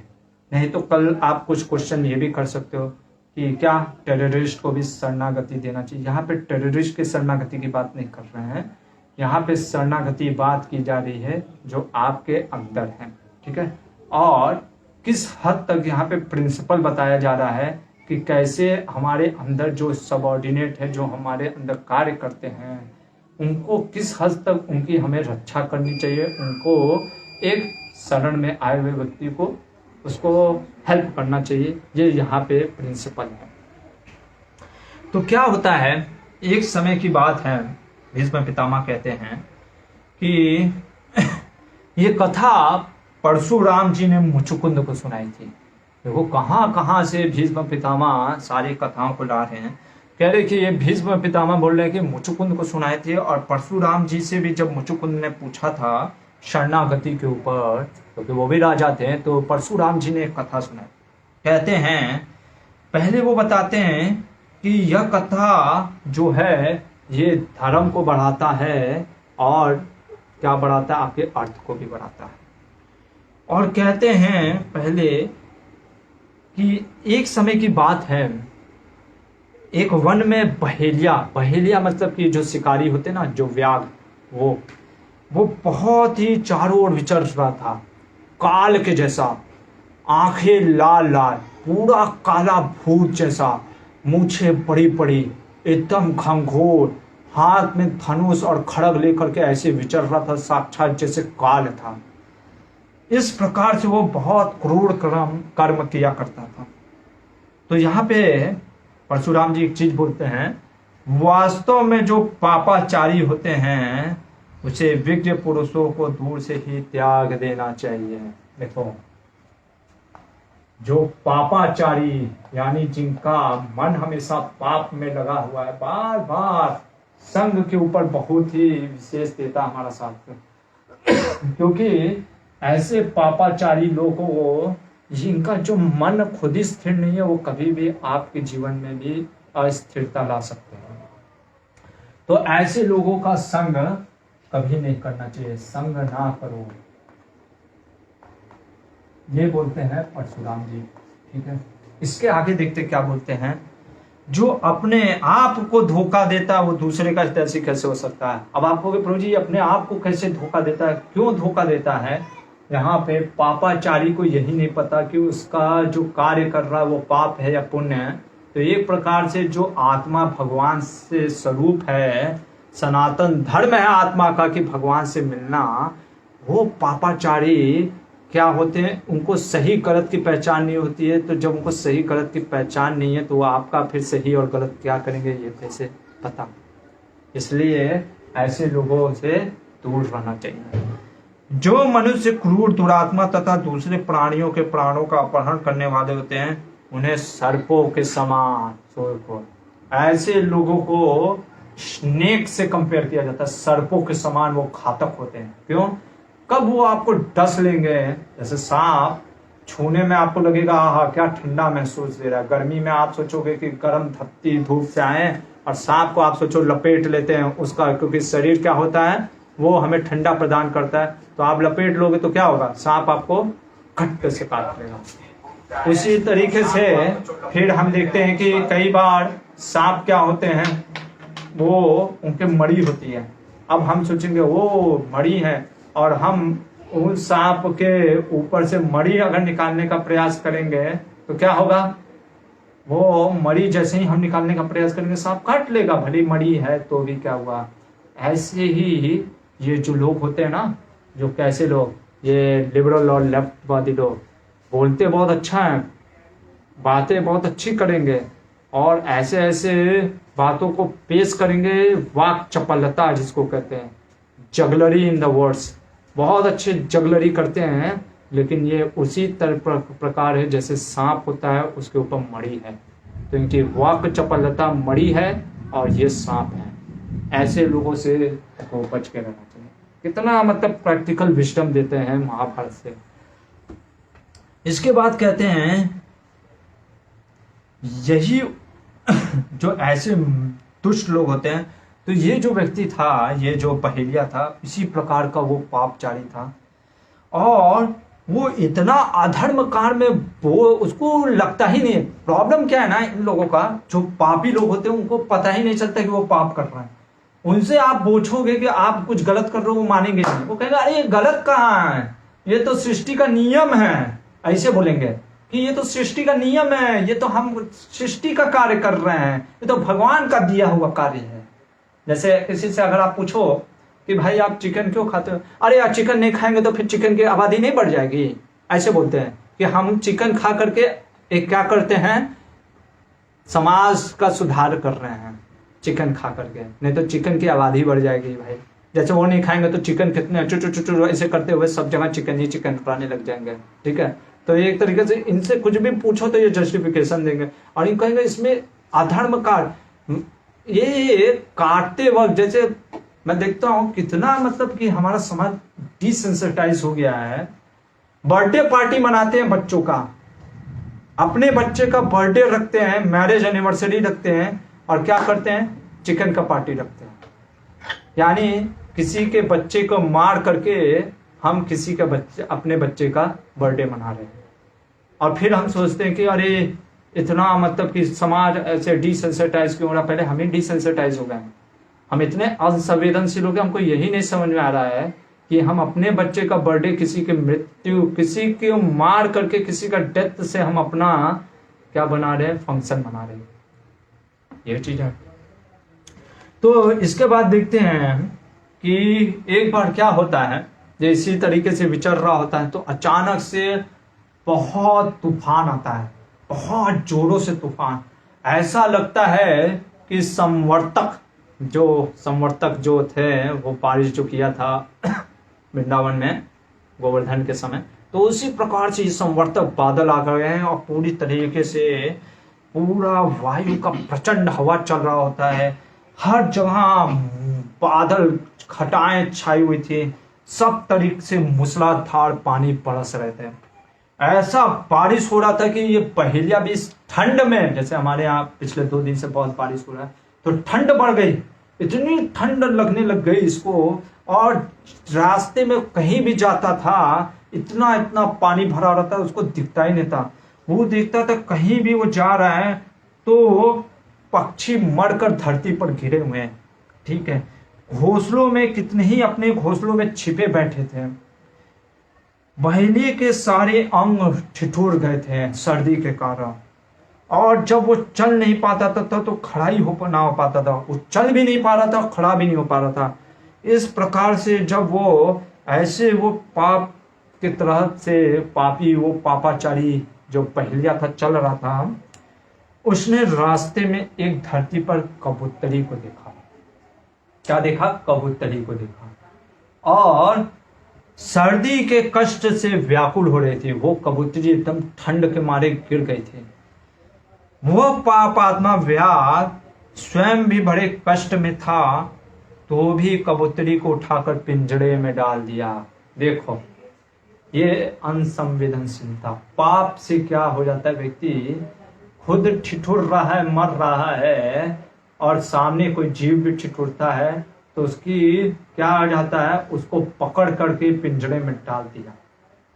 इतना पापी हो जाते हैं, निष्ठुर हो जाते हैं, सदा पाप में ही प्रवृत्त रहने के कारण उस पापात्मा ने उस समय भी पाप ही किया। जैसे मैंने आपको बताया, रोगी से रोगी मिले बात करे रोग की, भोगी से भोगी मिले बात करे भोग की, और योगी से योगी मिले बात करे योग की, भक्त से भक्त मिले बात करे भगवान की। ये संभवतः ऐसे ही होता है। तो जो पाप में लुप्त रहते हैं, हमेशा पाप जिनकी सोच होती है, पाप में ही उनका दृष्टि होता है, वो हमेशा पाप कार्य के बारे में सोचते रहते हैं कि कैसे मैं पाप कर सकता हूँ, किस प्रकार से चोरी किया जा सकता है। तो हम देखते हैं यहाँ पे उसने पाप कार्य किया, और इतने ही में उसे क्या दिखता है कि बादल पूरे जो थे वो समाप्त हो गए, हट गए। पूरा एक प्रकार से जो वहाँ पे था, फल की इच्छा से बसेरे लेते थे, पूरी छाया हट गई। एक ही क्षण में बादल फट गए, पूरा चमक उठा वो पूरा जगह, और रात्रि, क्योंकि रात हो गया था, और ये दिखता है दूर तक कि अरे यहाँ से तो मेरा जो गांव है बहुत दूर है, इसलिए वो सोचता है इसी वृक्ष के नीचे मैं थोड़ा सा देर आराम कर लेता हूँ। जब वो ऐसे सोच करके वहीं पे पिंजरे पे रख करके आराम करने लग जाता है, ये पहेलिया, उसी वृक्ष के ऊपर एक कबूतरों का परिवार था, और ये कबूतर जो था, इसकी जो यही जो कबूतरी थी, ये पत्नी थी, भार्या थी। देखो कितना सुंदर शब्द लिख रहा है कि प्रिया भार्या, ना कि पार्टनर, भार्या। क्योंकि जो गृहिणी, गृहस्थ जो होता है, गृहस्थ बनता है, गृहस्थ आश्रम गृहिणी से। गृहिणी मतलब कहते हैं घरवाली या स्त्री को। तो बिना गृहिणी के गृहस्थ नहीं होता है, घर नहीं होता है, इसलिए स्त्री को गृहिणी भी कहा जाता है। और ये कहते हैं कि जिस घर में ये बताता है कबूतर की मेरी पत्नी कितनी पतिव्रता थी, वो कैसे मेरा पूरा देखभाल, बच्चों का देखभाल और परिवार का देखभाल करते थे। और कहते जिस घर में ऐसी गृहिणी ना हो, कैसी जो सदा आपसे प्रिय वचन बोले, जो साध्वी ना हो, वो घर नहीं, वो वन हो जाता है। इसलिए वन में चला जाना ही ज़्यादा बेहतर होता है। ये हम देखते हैं चाणक्य पंडित भी बोलते हैं कि जो घर में गृहिणी अगर वचन मीठे ना हो और अच्छे स्वभाव की ना हो, चरित्र अच्छा ना हो, तो वो घर क्या हो जाता है, एक प्रकार से वन के जैसा हो जाता है। इधर जब कबूतर इस प्रकार से सोच रहा होता है और देखता है कबूतरी की तरह, तो उसको पता चलता अरे ये तो अपनी ही पत्नी भार्या है। और कबूतरी भी देखती है, तो देखो कबूतरी क्या बोलती है कहती है कि ये आपके आश्रय में आए हैं, ठीक है, क्या है, आश्रय लिए हुए हैं आप हमारे पेड़ के नीचे, इसलिए हमारा कर्तव्य बनता है कि इनकी हमें अतिथि सत्कार करना चाहिए। विचार देखो, एक कबूतरी हो करके इसके विचार क्या है, धर्म के बारे में सोच रही है। और ये जो पहेलिया है वो इतना पापाचारी हो गया था कि वो अपना छोड़ो इतना पाप में लग्न था कि वो कबूतरी को उठा करके पिंजरे में डाल दिया था। और जब कबूतर उसके पास आता है और बोलता है पहेलिया से कि मैं आपके लिए क्या कर सकता हूँ, आप मुझे बताइए जिससे कि आप पूरी तरीके से संतुष्ट हो, तो वो कहते हैं सबसे पहले तो मेरे को ठंड लग रही है और इसलिए मेरा शरीर पूरा स्थिर हो गया है, शिथिल हो गया है।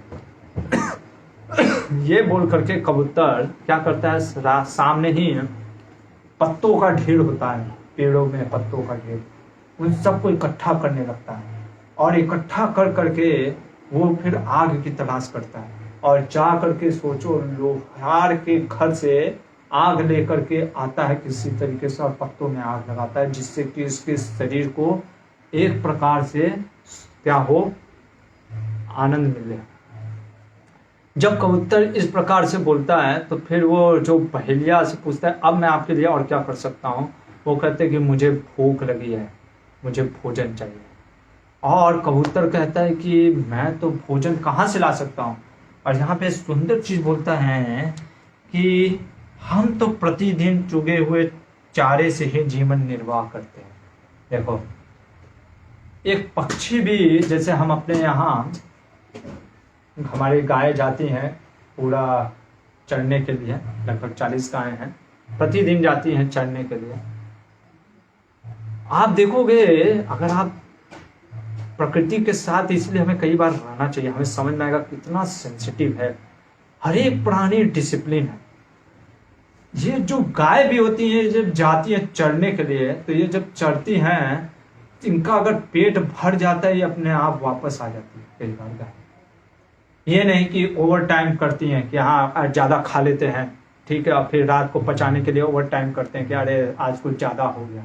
नहीं, आप देखोगे इवन दो कई बार लोग बताते हैं, अभी मैंने ट्राई नहीं किया, आप ट्राई कर सकते हो कि जो टाइगर और लायन भी होते हैं वो उनका भी कुछ होता है खाने का, और अगर उनका मांस मिल गया है, उनको खाने का कोटा पूरा हो गया, तो आप भले घूमोगे भी तो भी वो आपको मार के खाएंगे। मैंने ट्राई नहीं किया, आप ट्राई कर सकते हो अगर कभी ऐसा मौका मिले तो इतना डिसिप्लिन होता है। हम देखते हैं अन्य प्राणियों में भी, अन्य जीव जंतुओं में भी, पर हम देखते हैं कि आजकल हम क्या होते हैं, सिर्फ ग्रीड, लोग, अरे जैसे हम देखते हैं कोविड का सिचुएशन था, उस समय लोग इकट्ठा, अरे रख लो कब जाने क्या हो जाएगा, भले ही दाल चावल सड़ जाए हम पर दूसरों को नहीं देंगे पर अपने पास रखे रह जाएंगे। क्या है हमारी मेंटेलिटी, हम ग्रीडी हो गए हैं, लोभी हो गए हैं, हम अपने बारे में सिर्फ सोचते हैं। पर प्रकृति और अन्य जीव जंतुओं से भी देखते हैं, वो प्रतिदिन जो चिड़िया होती है सुबह चें चें करके निकलने जाती है, भोजन करती है, भोजन निकालती है, भोजन करती है, और फिर वो हर एक दिन का कोटा का ये नहीं करती कि हाँ चलो स्टॉक करते हैं। स्टॉक करना चाहिए, ऐसा मैं गलत नहीं कर रहा हूँ, लेकिन हम कई बार स्टॉक करने के ही चक्कर में रह जाते हैं कि अरे कल का क्या होगा, और इतना स्टॉक कर ग्रीड इतना बढ़ा देते हैं कि समाज के अर्थव्यवस्था ही चरमरा जाती है। तो यहाँ पे कबूतर बोलता है कि हम तो प्रतिदिन चुगे हुए चारे से निर्वाह करते हैं, मनुष्यों के समान हमारे पास कोई भोजन का संग्रह नहीं रहता है। यानी इनको भी पता था कि मनुष्य जो होते हैं वो संग्रह करते हैं। ऐसा कहने के बाद जो कबूतर होता है खुद ही उदास हो जाते हैं कि उनको लगता है कि मैंने अतिथि सत्कार नहीं किया। देखो कितना संवेदनशील है। बहेलिया भले कुछ नहीं बोल रहा है, लेकिन इनके मन में एक प्रकार सा उद्विग्न पैदा हो रहा है कि मैंने अतिथि सत्कार नहीं किया। और वो क्या करता है कबूतर वो कहता आप घबराओ नहीं, मैं आपके लिए कुछ व्यवस्था करता हूँ। और वो एक और आग लगाता है पत्तों का ढेर और कहता है कि आप मेरे ही को भोजन करके खा लेना। और वो उस अग्नि में कूद जाता है और कूद करके कहता है, चलने लगता है, तड़पने लगता है, तड़प करके उसकी वहीं पे मृत्यु हो जाती है। तो ये इतना एक्सट्रीम, कई बार हम देखते हैं हमारे शास्त्र ये इतना एक्सट्रीम चीजें इसलिए बताते हैं, ये ऐसा नहीं करें कि आप भी अपना शरीर पूरा दे देना, त्याग देना, पर यहाँ पे प्रिंसिपल बताया जा रहा है कि जो आपके शरण में है, जो आपके अंदर हैं, जो आपके भरोसे पे हैं, चाहे वो आपके परिवार के सदस्य हों, चाहे वो कम्युनिटी में एक जो साधु संतों के समाज में लीडर जो होते हैं वो हो, चाहे जैसे हमारे गुरुकुल में हम गुरुकुल टीचर के अंदर जो बच्चे हैं वो, ये बहुत जरूरी है कि हम इनका जो सबऑर्डिनेट है उनकी रक्षा करें। उनके इतने हमें लीडर को इतना संवेदनशील होना चाहिए कि जब हम जान रहे हैं कि हमको ये चीज पसंद नहीं है भोजन, तो शायद हमारे बच्चों को भी नहीं पसंद होगा। ऐसा नहीं होना चाहिए कि हम तो अपना बना के खा रहे हैं और बच्चों को जाने दो, जो मिलता है खाने दो। नहीं, हम देखते हैं अर्जुन भी जब वो 14वें दिन का युद्ध रात भर चल रहा होता है तो सबकी आंखें ऐसे गिर रही होती है, जो नेत्र बंद हो रहे होते, और अर्जुन का एक नाम है गुणाकेश।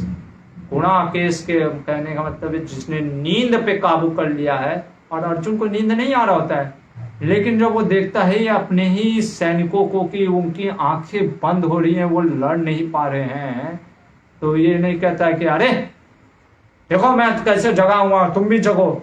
नहीं, वो समझता है कि भले ही मेरा शरीर, शायद मैंने नींद पे काबू कर लिया होगा, पर जरूरी नहीं कि हर व्यक्ति नींद पे काबू कर ले।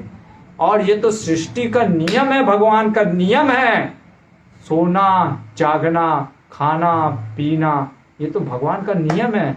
इसके ऊपर कम किया जा सकता है, पर भगवान कभी ये नहीं करते कि सो ही नहीं। हम देखते हैं भगवान गीता में भी बोलते हैं, युक्ताहार युक्त विहार युक्त चेष्टस्य कर्मसु युक्त स्वप्न बोधस्य, मतलब हर चीज को बैलेंस करना चाहिए। और भगवान बोलते हैं कि एक योगी की पहचान क्या होती है, वो ज्यादा ना सोता है ना कम सोता है, क्योंकि जो लेजी और जो है क्रेजी कभी नहीं बन पाएगा, भक्ति कर पाएगा। तो इसलिए वहां पे हम देखते हैं अर्जुन की कितनी संवेदनशीलता होता है। वो कहते हैं कि ठीक है, हम अभी विश्राम करते हैं, आप सभी विश्राम करिए, सो जाइए। और हम देखते हैं हाथी के पीठ के पीछे कोई सो रहा है, कोई रथों में सारथी और रथी दोनों एक साथ सो रहे हैं, घोड़ों के पीठ के पीछे कोई सो जा रहा है, कोई जमीन पे सैनिक ऐसे ही सो जा रहे हैं। तो ये चीज दिखाता है ये कहानी से कि जो हमारे, क्योंकि राजा युधिष्ठिर है ना, तो युधिष्ठिर पूछ रहे थे कि जो शरण में आए हैं वैसे शरणागत का धर्म क्या होता है, जो शरणागति का क्या धर्म है। तो भीष्म पितामह कह रहे हैं कि शरणागति भी बहुत परमो धर्म है।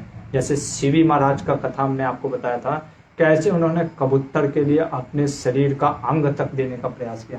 तो उसी प्रकार से जो हमारे अंदर में है, जो हमारे संरक्षण में है, उनकी रक्षा करना, उनकी सेवा करना, ये हमारा कर्तव्य होता है। कई बार हम एज ए लीडर तो पोस्ट हमको मिल जाता है, हम लीडर हो जाते हैं नाम के लिए, लेकिन कार्य हमारे लीडर के जैसे, लीडरशिप जैसे नहीं रहते हैं। और यहाँ पर होने के बाद एक ऐसा प्रश्न पूछते हैं जो कि आज हमारे इस कहानी का अंतिम भाग है, वो कि मरा हुआ क्या कभी कोई व्यक्ति जीवित हुआ है भीष्म पितामह जी? ये प्रश्न जब पूछते हैं युधिष्ठिर महाराज, उनका ध्येय क्या है? इसका बहुत ही गुह्यम चीज है। जो भी युधिष्ठिर महाराज पूछ रहे हैं उसके पीछे बहुत ही, अगर हम देखें तो तथ्य भी है। तो ये पूछ रहे हैं कि क्या आपको कभी ऐसा आपने देखा कि कोई मरा हुआ व्यक्ति फिर से जीवित हो जाए? भीष्म पितामह कहते हैं मैं एक कथा सुनाता हूँ, और हम इस कथा को देखेंगे कैसे ये हमारे जीवन में कितना प्रैक्टिकल है, कितना इस कथा से हमको सीखने को मिलता है। ये शांति पर्व के आपके चैप्टर नंबर 153 में आता है, और ये कथा इस प्रकार से है।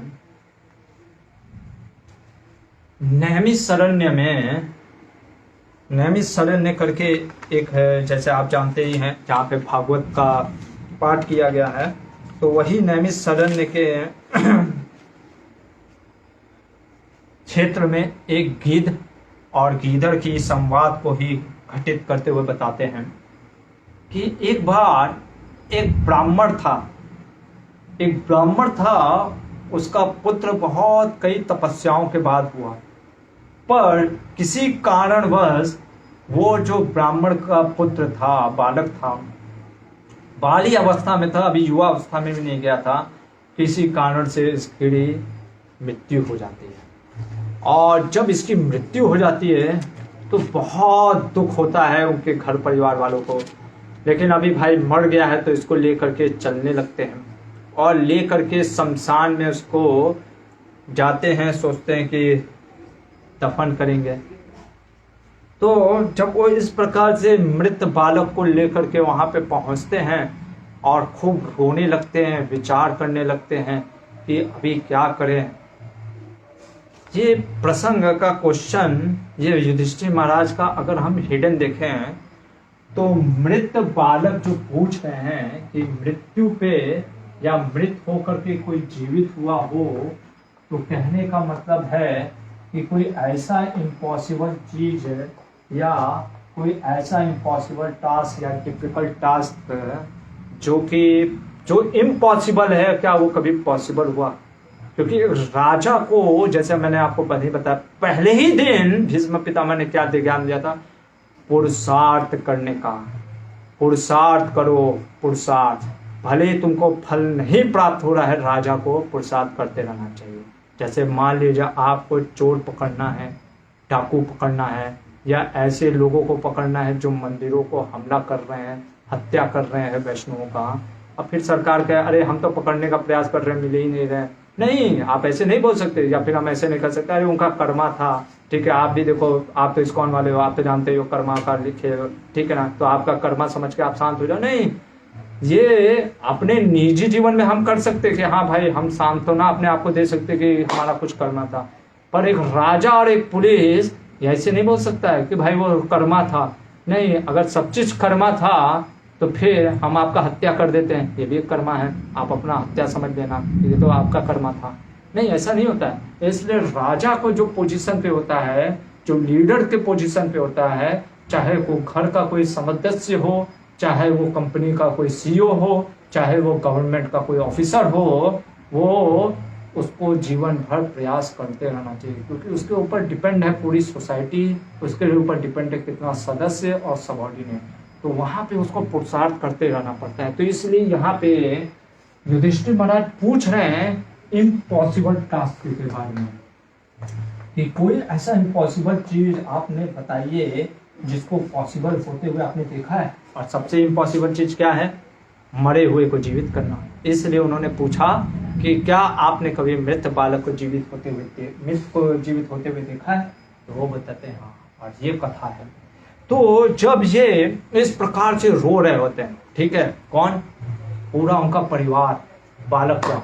तो कई बार हम भी जैसे लाइफ में बहुत फेलियर हो जाता है तो बहुत रोने लगते हैं, और खास करके कोई इम्पोर्टेंट जो अपना बहुत ही प्रिय होता है, बहुत ही मतलब कि हमारा प्यारा होता है, चाहे वो थिंग हो, चाहे वो पीपल हो, या कोई चीज भी, या सिचुएशन, वो हमको बहुत जो प्रिय होता है, अगर वो खो जाता है तो हमें बहुत दुख होता है, सुख होता है। इधर क्या होता है कि गिद्ध आता है। अभी देखो, गिद्ध स्वभाव से ही कैसे प्रकार के लोग होते हैं, गिद्ध, वल्चर, वो काफी नीच जाति के लोग होते हैं।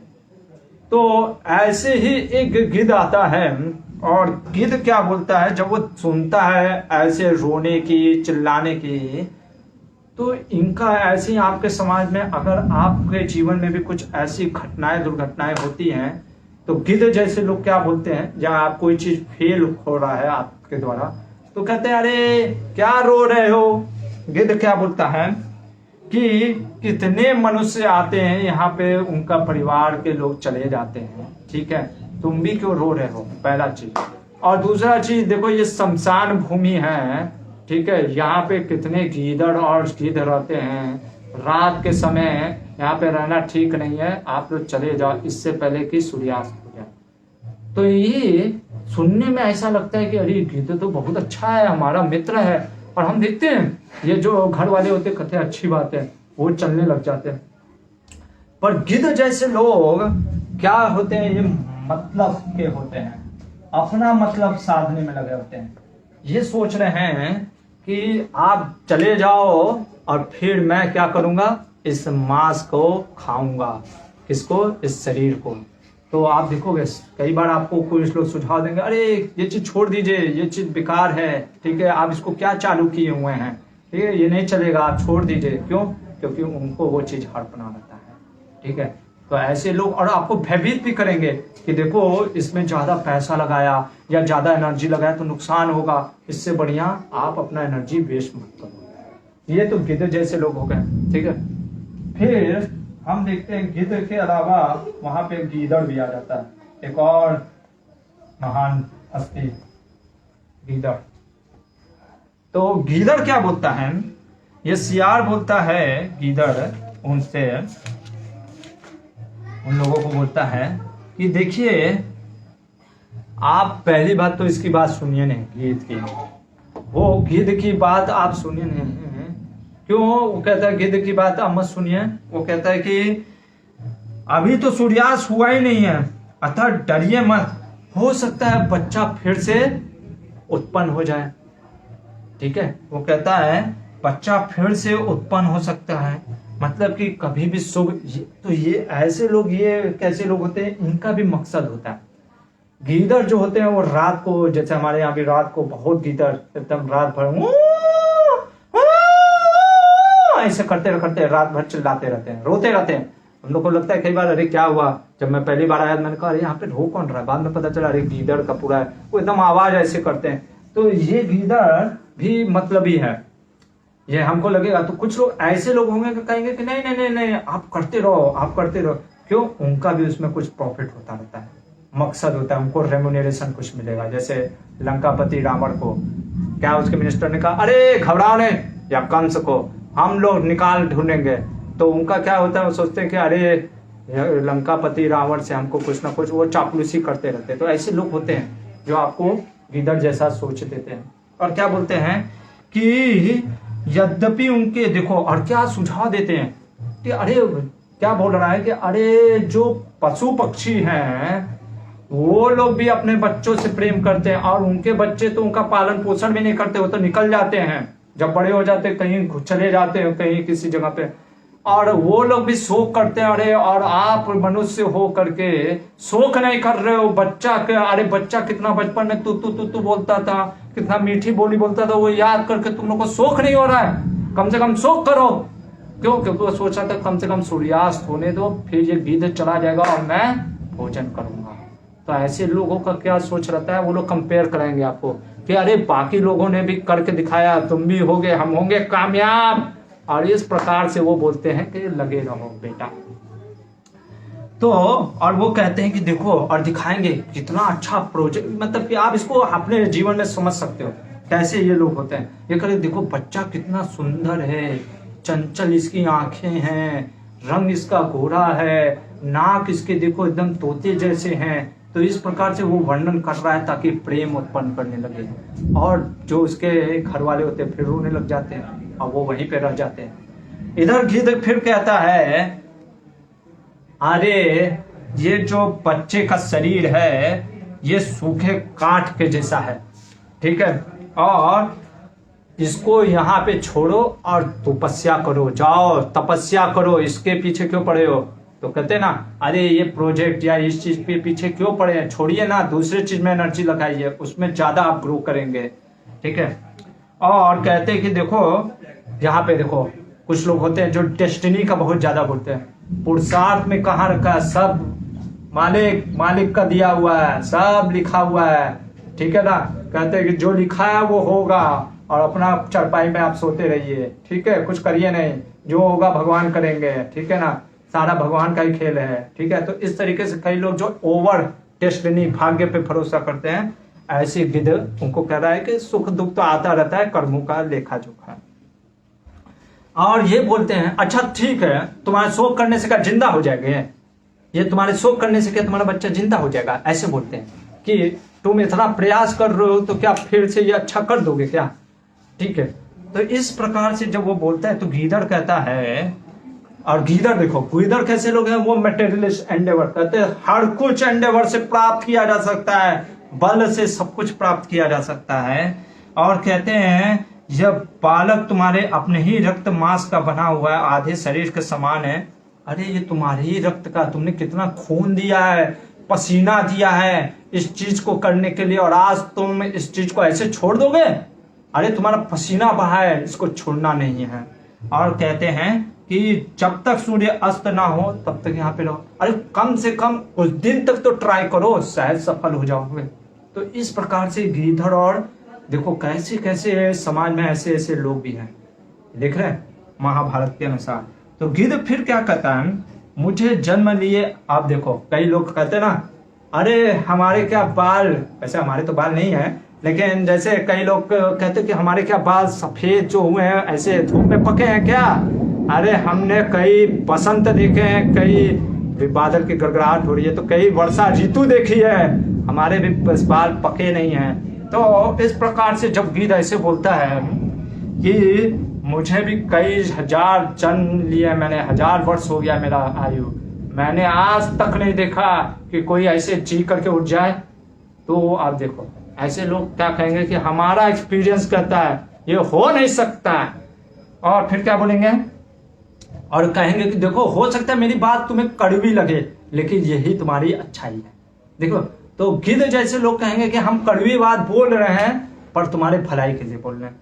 इधर गीदड़ क्या बोलेगा, गीदड़ कहेगा कि अरे ये भले ही बोल रहा है, पर देखो श्वेत का, और वो क्या उदाहरण देंगे कि राजा श्वेत का भी बालक मर गया था पर अपने धर्म से उठ गया। ये कहते कि अरे वो देखो उन लोगों ने भी तो कर दिया। और कहते हैं कि कोई सिद्ध मुनि या देवता, हो सकता है आप इस तरीके से रो रहे हैं तो कोई मिल जाए, कोई देवता आप पे प्रसन्न हो जाए, चाहे विष्णु, क्योंकि विष्णु शिव ये तो मरे हुए को भी जिया सकते हैं यमराज, तो इसलिए हो सकता है आप जी जाओ। और वो कहते हैं गिद्ध, जो गिद्ध होता है, फिर देखो गिद्ध क्या बोल रहा है, गिद्ध कह रहा है कि तुम्हारे, अरे जो तुम अपना शरीर में बहा रहे हो पैसा या पसीना, इससे बस क्या हो रहा है, इसका शरीर गीला हो रहा है और कुछ नहीं हो रहा है। गिद्ध क्या कहता है यहाँ पे, गीदड़ क्या कहता है कि ये अनाप शनाप बकने वाले बहुत होते हैं पर प्रिय वचन कोई नहीं बोलता है। देखो एक तरफ गिद्ध है, एक तरफ गीदड़ है। गिद्ध क्या कर रहा है, मेरी कड़वी बात तुम्हारे लिए अच्छी है, पर दूसरा कह रहा है अरे कड़वी बात तो सब बोलते हैं, हम मीठी बात बोल रहे हैं, तुम्हारे अच्छा मीठा कोई बोलता है। तो एक मीठा बोल रहा है, एक कड़वा बोल रहा है, पर दोनों अपने स्वार्थ के लिए बोल रहे हैं। ये है समाज, और ये है गिद्ध और गीदड़ जैसा लोग। तो ऐसे लोग आपको मिलेंगे, आपको लगेगा अरे बाबा मैं किसका सुनूं, और उसी प्रकार से वो लोग भी सोचते कि मैं किसका सुनूं, क्या करूं, कैसे करूं, क्या करूं। लोग फ्रस्ट्रेट हो जाते हैं। कई बार लोग कहते हैं कि वो भी सही है, ये भी सही है, वो भी अच्छा बोल रहा है, वो भी अच्छा बोल रहा है, और दोनों अपने अपने अनुसार पूरा धर्म की बातें बता रहे हैं। हर कोई पुरुषार्थ की बात कर रहा है, कोई भाग्य की बात कर रहा है, और हम कंफ्यूज हो जाते हैं कि बाकी सही क्या है। इसलिए फिर हम देखते हैं कि भगवान शिव वहाँ पे स्वयं प्रकट होते हैं। भगवान शिव कौन है, वैष्णव नाम यथा शंभु। इसलिए हमारे जीवन में एक गुरु और वैष्णव की बहुत जरूरत है। वो हमारे अंदर जब आते हैं, हमारे कृपा आता है उनका। कैसे कृपा आता है, माँ पार्वती ने भेजा, यानी जब राधा रानी जो कि पार्वती जी उन्हीं की स्वरूप हैं, तो चूंकि अभी कल से दामोदर महीना भी स्टार्ट हो रहा है भगवान का, कार्तिक महीना तो हम देखते हैं कि भगवान अपने भक्तों श्रील प्रभुपाद जैसे आचार्यों को भेजते हैं। किस लिए, ये व्यक्ति जो इन चीज़ों में फंसा हुआ है, गिद्ध और गीदड़ के वार्ताओं से ऐसे कंफ्यूज हो गया है, उसको समझ में नहीं आ रहा है कि क्या लक्ष्य है क्या नहीं लक्ष्य है। ऐसे भगवान श्रील प्रभुपाद जी को भेजे, जब इस पूरे भौतिक जगत में हर जगह लोगों को कंफ्यूज हो गए थे कि क्या सही है, धर्म को भूल ही गए थे। तो श्रील प्रभुपाद जी ने उस वेद शास्त्रों के आधार पे इस हरिनाम संकीर्तन का फिर से प्रचार किया। तो महादेव जब प्रकट होते हैं और ये जब रोने लग जाते महादेव के पास, तो महादेव आशीर्वाद देते और कहते कि बताओ आपके लिए मैं क्या कर सकता हूँ। कहते हैं हमारे बच्चे को जिंदा कर दीजिए, और महादेव की कृपा से वो बच्चा जिंदा हो जाता है। और वो बच्चा जब जिंदा हो जाता है, इसके घर वाले बहुत खुश हो जाते हैं। और यहाँ पे भीष्म पितामह कहते हैं, 2-3 चीज बोलते हैं, बहुत सुंदर चीज कहते हैं भीष्म पितामह। पहले तो ये बोलते हैं कि गिद्ध और गीदड़ दोनों ही भूखे थे और अपने उद्देश्य की सिद्धि के लिए मृतक के बंधु बांधवों से बातें करते थे।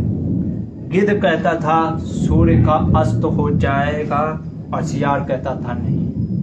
देखो, एक कहता था कि सूर्य के अस्त तक इंतजार मत करिए, दूसरा कहता था सूर्य के अस्त का इंतजार करिए। दोनों की खोटी बुद्धि थी। गिद्ध और गीदड़ की खोटी बुद्धि किस लिए थी? वो दोनों अपने बारे में सोच रहे थे कि मेरे को मांस चाहिए, और इसलिए उनका सिर्फ लक्ष्य क्या था? मांस। और कहते हैं गिद्ध और गीदड़ अपना काम बनाने के लिए कमर कसे हुए थे।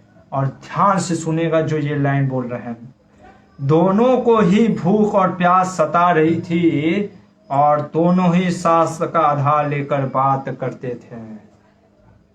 107 प्लीज पढ़िए इसको जाकर के आज। 153.107 जो श्लोक संख्या है शांति पर्व का 153.107। क्या बोल रहे हैं? समाज में ऐसे लोग भी आपको मिलेंगे जो कि शास्त्र को ही उठा करके आपका अपने स्वार्थ को दिखाएंगे। हम देखते हैं बहुत से लोग शास्त्र को ही उठा करके दिखाते हैं कैसे मांस खाना चाहिए। जैसे हम देखते हैं ये ब्राह्मण का दिखा देंगे, कई लोग शास्त्र के ऊपर से उठा करके दिखा देंगे कि देखो स्त्री के साथ कितना अन्याय हुआ है, अब हम जागेंगे और कुछ करेंगे, दिखा देंगे शास्त्र से। और आप भी सोचोगे अरे बाप रे बाप, हमारा शास्त्र कितना गलत करता था, कितना। वो शास्त्र के एक कॉन्टेक्स्ट को उठाएंगे, आपको कोट करेंगे और आप भ्रमित हो जाओगे और कहोगे अरे नहीं सही बोल रहे हो। कोट भी कर देंगे ऐसे शास्त्र के कोई श्लोक पूरे तनतनाते हुए, तो आप कहोगे हाँ नहीं सही बोल। इसीलिए हमें समझना चाहिए, 4 संप्रदाय में गुरु करिए, औरन के चक्कर में न पड़िए। जो औरन के चक्कर में पड़ता है, 4 संप्रदाय, श्री संप्रदाय, ब्रह्म संप्रदाय, रुद्र संप्रदाय और कुमार संप्रदाय, जो कि आज के अगर हम देखें तथाकथित जैसे रामानुज संप्रदाय, श्री संप्रदाय जो कि तिरुपति और ये श्री रंगनाथ मंदिर का ध्यान देखते हैं। फिर ब्रह्म माधव गौड़े गुरु शिष्य परंपरा जिसमें इस्कॉन भी आता है। ये मध्वा संप्रदाय के भी लोग हैं जो कि उडुपी में रहते हैं। फिर आपके कुमार संप्रदाय में हो गए आपके निम्बर्क संप्रदाय जो है वो, जो कि राधा वल्लभ संप्रदाय। और फिर आपके हो गए ये विष्णु स्वामी में से आते हैं वल्लभाचार्य के संप्रदाय, जय श्रीनाथ जी मंदिर। तो इन संप्रदाय मतलब कि गुरु के बिना अगर हम औरों के चक्कर में पड़ेंगे तो लोग भले ही अपने शास्त्रों से, क्योंकि शास्त्र इतने विशाल हैं कि लोग, क्योंकि शास्त्र कब किस दशा में, जैसे मैंने आपको शुरुआत में बताया, किस दिशा में कब क्या बोला जा रहा है ये हमें समझना पड़ेगा। ये भी जो बताया जा रहा है ये मोस्टली लीडर्स के लिए बता रहे हैं। क्यों? युधिष्ठिर राजा है। अभी एक सन्यासी का धर्म अलग है जो कि हम कल से देखें मोक्ष धर्म के बारे में, क्योंकि दामोदर कल से महीना भी स्टार्ट हो रहा है, तो भगवान के बारे में क्या बताते हैं और वो भीष्म पितामह क्या स्तुति करते भगवान की, वो भी हम देखेंगे। तो हरेक धर्म, हरेक वर्ण के, हरेक जो आश्रम के अनुसार अलग अलग होते जाते हैं, लेकिन उस चीज को उठा करके हम मिस कोट कर देते हैं। और कई बार हम श्रील प्रभुपाद जी के भी कोट को मिस कोट करते हैं। Srila Prabhupada said like this, नहीं, हमें समझना पड़ेगा प्रभुपाद जी ने कहा किस परिस्थिति में कहाँ कैसे बोला, ये हमको जानना पड़ेगा। तो इसी तरीके से हम देखते हैं यहाँ पे गीदड़ और जो गीध होते हैं वो शास्त्रों से ही उच्चारण कर रहे हैं, कोई अपना मन से नहीं बोल रहे हैं, फिर भी वो उनका स्वार्थ है। तो हमें ये समझना पड़ेगा। पहले तो लोग आज बात ही नहीं करते शास्त्र से, सोचो कितना मतलब कि लोग स्वार्थी हैं। पहले तो लेफ्ट लिबरलवादी लोग तो बात ही नहीं करेंगे, और अगर ये बात भी करेंगे शास्त्र की, शास्त्र को कोड भी करेंगे किस पर्पस के लिए, शास्त्र उनका मकसद भगवान की प्रसन्नता या शास्त्र के ऊपर हमारा विश्वास बढ़ाने का नहीं होता है। ये इनका मकसद होता है कैसे शास्त्र से हमारा विश्वास टूटे, कैसे हम भगवान से विमुख हो जाएं, टूट जाएं, इनका मतलब यही होता है।